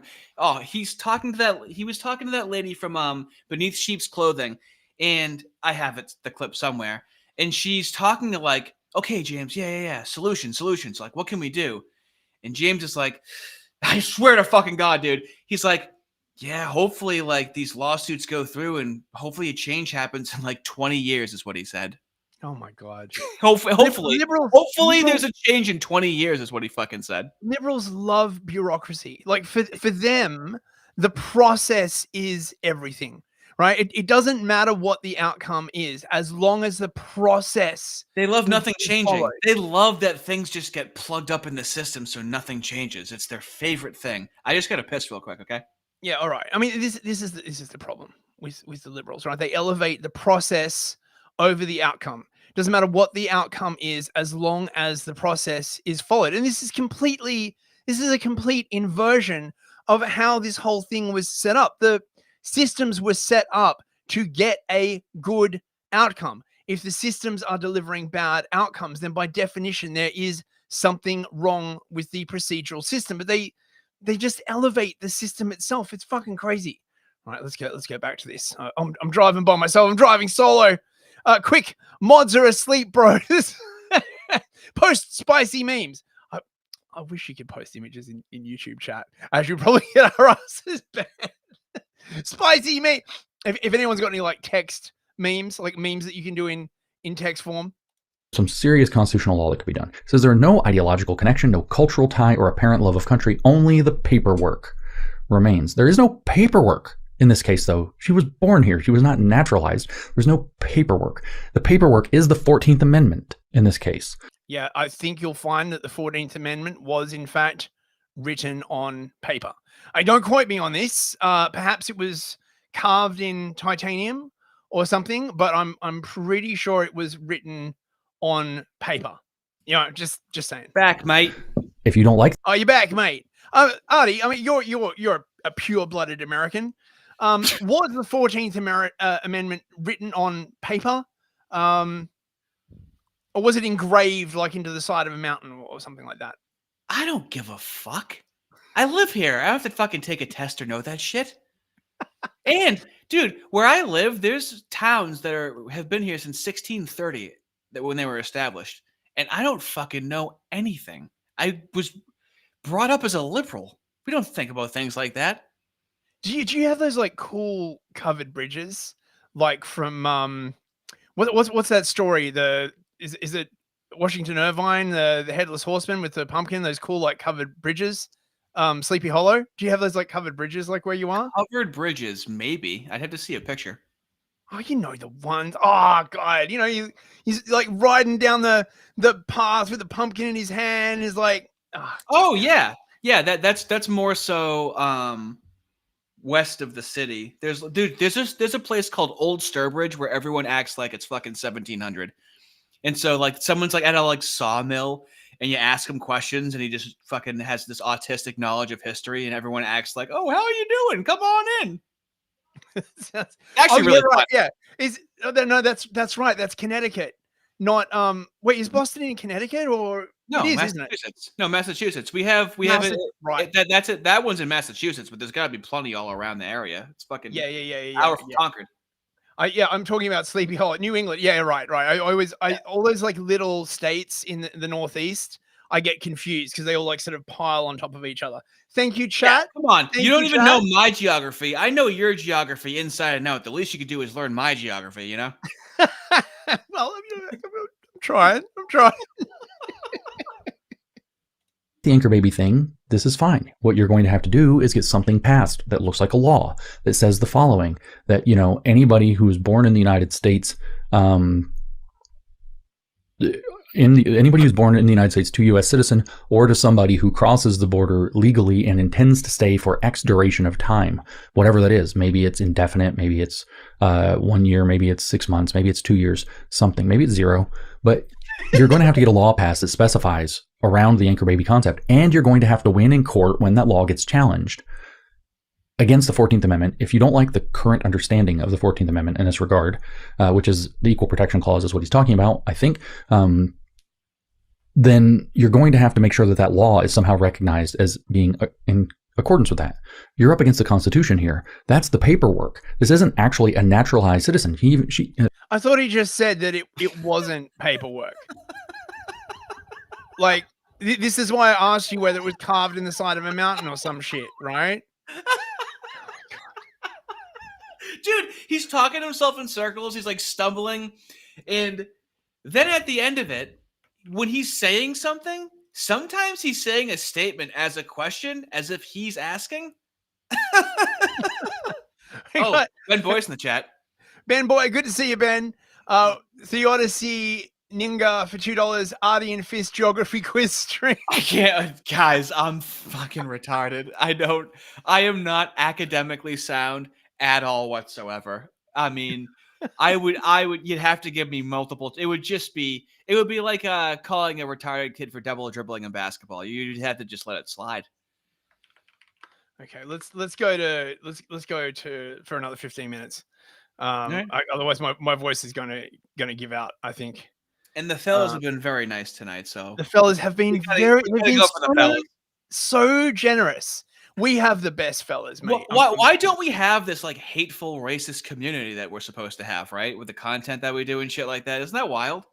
Because it turns out that the woke right is actually very, very friendly and they're inclusive. all fucking puppy dogs. They're all so nice and courteous. Oh God. Sorry, he even starts. Ramirez herself is not an immigrant. Well, what paperwork was there then? There was no paperwork. You just literally proved Hitler's point, James. We right? just let him speak for 2 seconds. We is that through the alchemy of the state, right? This person from South America has been. Wait, the alchemy of the state. Where'd you learn that from? Oh, you know, like James is talking about it. Oh my God. This is just so like, can you get some kind of consistency, please? Oh my God. This is just ridiculous. Right, hang on, let's go back to this one. And in fact, her mother crossed illegally. There wasn't any paperwork there either. There was no paperwork involved, but somehow only the paperwork remains. So what we can tell then is that Aaron McIntyre is not making a serious argument here. He's making an ideological argument. And the problem, he's saying, is in this so-called idea of paperwork Americans, which is now taking off and kind of going viral after he's written this in the American right. And I just want to point out, we now know where this concept comes from. Do you think Aaron McIntyre is ignorant of that fact? And it's just a coincidence that he's using this phrasing? I don't know. Immigration skeptics, he said. I don't know, but I'm going to heavily imply that he does. I'm going to heavily imply that he's a bad person. So mooish. It's so mooish. Can't just come out and say it. And everyone knows what you're saying. Have long warned that newcomers often bring with them foreign loyalties. Critics dismiss such concerns as racist, even when examples piled up. Today, those examples speak for themselves. So, I mean, this is one of those things where it's like lying with truth. Everything there was true, but it's all vague. Immigration skeptics. Oh, he never does that! Specify who you mean. Critics dismiss such concerns as racist. Who? We know who you mean in this case, or we can surmise, but you didn't specify. Left-wing critics using... Imagine having to like write an article that would pass James's like muster, right? Oh, you would have to write... It's always so specific. You would have to write to a standard to which he would never hold himself. Not even close. Not even close. There's no internal critique. That's why there's no embarrassment or shame. He never reviews his own behavior. It's incredible. Well, he doesn't have to. He's the chosen He's the chosen. Well, no. Well, this is why I find him very psychologically fascinating, and I like researching this because it's a once in a lifetime thing with what happened to him. It's so hard to diagnose him with something or speculate what's his behaviors and whatnot because he was shot to stardom, and then Jordan Peterson was fucking sucking his dick a few months ago, being like, "Yeah, there's a lot of psychopath." Like, it's Haley's Comet. This type of fucking lolcow only happens once in a generation, where I'm not kidding, dude. Because on top of everything, he just got so elevated. He got blown up completely, and it shouldn't have been him. It was supposed to be somebody else. It was never supposed to be him, and it was him. But for some reason, they placate him. There's still a lot of mystery shrouding him. Yeah. Sex Freakman for $5. Thank you, mate. It starts with an N. I don't know why. The very next person always posts with an I. I designed this tower to be done in due time. All I know is the G is a power. That's very nice. Mr. Freakman. The left made that funny. Okay. They made N posting funny, not us. Yep. Okay. Yep. Wait. Oh, the super chats are still coming in. My God. Master Shake for $2. James is a paperwork smart guy. smart guy. Okay. And Bias Calm for $10. Goodness me. Jesus Christ, mate. I've been too nice. I need to balance it out. Defect, take a long walk off a short pearl with concrete boots. Please I do me incorrectly. Oh, thank you. If you want to say horrible things to me instead of compliment, I would way rather you tell me horrible things about myself. Specifically, the more that you like me, give me a joke about how small my dick is. When I had a Facebook, I actually said, and this is how I could figure out what people were worth keeping around. I said, my birthday is coming up. I'm going to ignore everyone that wishes me a happy birthday. And if you want to wish me a happy birthday, make fun of how small my dick is. And on my birthday, it was like 50, 60 people I hadn't talked to in 10 years making fun of how small my dick was. It was one of the most meaningful birthdays I ever had. Out of the fucking just crazy small dick jokes, dude. Total Blackout Painting for $10. Oh, good to see you, Total Blackout Painting. I hope you're well, mate. TBP. To shill my Baroque ass Rembrandt stream on Tuesday at 7 p.m. EST. Oh, fuck yeah, dude. We're talking about art history, so if you're into that, come check it out. That's how diverse the audience is, art nerds. TBP, send him the link, and I'll put the link in our description for you, okay, bud? Yeah, absolutely. Oh, and Jacob Cantrell for $2. Keep baby. the stream going. Is there a Discord for us? There's a Telegram. There's a Telegram. We should. Excuse me. I misspoke. The Telegram. The Telegram. How do we post the? Wait, where's the link to the Telegram? Let me see. It's in my about me. Is it about on YouTube? Yeah.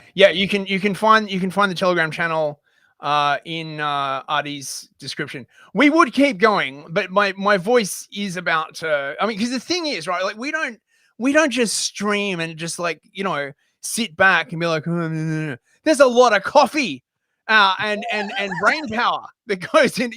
We're not just relaxing. Like we're powering through this. I've listened to other streams. It's a high energy stream. It really is. I also edit the stream sometimes. It is a high energy stream. And I mean, it's fucking 75 in the morning for you right now too. It's 9:22 p.m. for me. Yeah, it's like 2:30 in the morning for me. The next day, right, I'm always like so wiped out because I can never get to sleep for like 3 or 4 hours afterwards because I'm so hopped up on caffeine and everything, right? So just talking fucking makes my brain start going, like creativity and shit. I can't go to sleep either. Yep. Well, all the caffeine doesn't help either, right? Do we keep going with this or should we wrap it up? Let's just wind it down, okay? Because I also have to make videos for the channel. I also have to do a fucking hard R video at some point, which is going to be a lore video. And I think it's going to be a lore video where I discover a black woman giving birth on Facebook Live. That's what I'm feeling like. That one. Oh, dude. That lore video. Sounds traumatizing, bro. Right. Dude, my reaction too, it's my organic reaction. I just start going, what the fuck? I was like mad. I was pissed that I was seeing this on Facebook. I'm like, why is nobody there? What the fuck is going on? I was like fucking 2018, 2017. The liberal part of me just melting away like an ice cap. Oh my God. Oh man, we've got so many nice messages from the fellas. Jacob Cantrell, Newsfist, thank you for your service. Salute, but with the weird flat hand thing you Brits do. I do that. I totally do that. So I guess we're gonna wrap it up. So you've been informed. You have been molested in your mind nuts by the superior brain power of James Lindsay, who like legitimately managed to make Hitler sound reasonable. I don't think that was probably his goal, but that's kind of what I took. It's always the opposite with this guy. Dude, the alchemy. The alchemy line. How brilliant is that? Is this what happens when you try to do the dialectic but you suck at it? And as a result, you just get like dialectical blowback or something? He's always said don't engage in the dialectic, and it's like, well, don't fucking cry when they run shit then. What the fuck? We will be back next Friday night at the usual time, same usual channel. Check out Ardent Party's stream. I believe it's going on at the moment. He's a good lad. If you need something to watch afterwards, you can check that one out. Thank you so much to all the people who super chatted.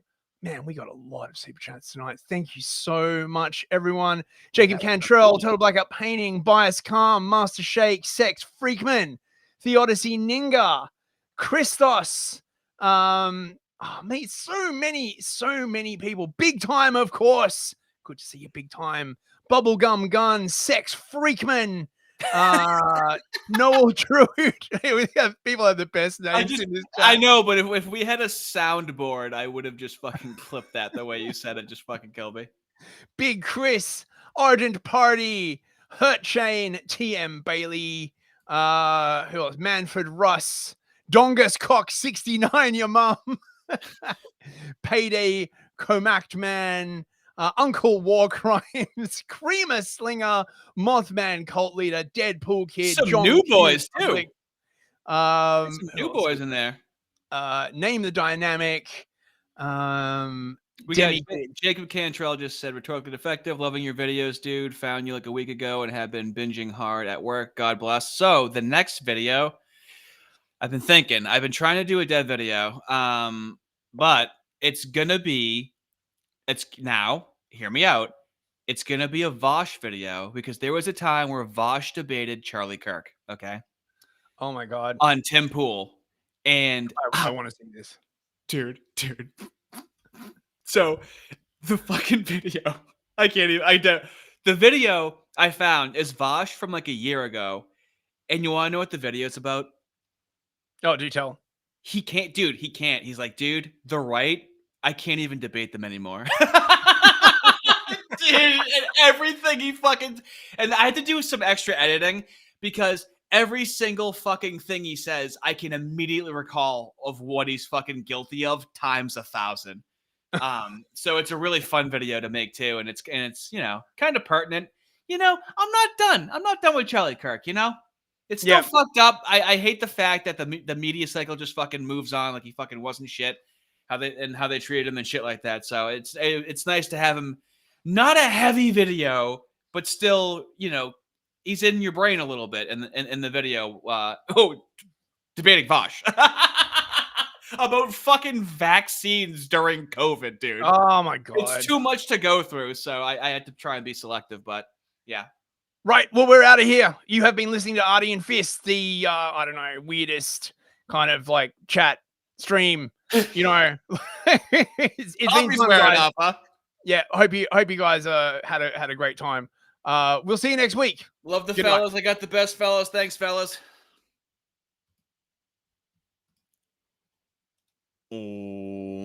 Wow.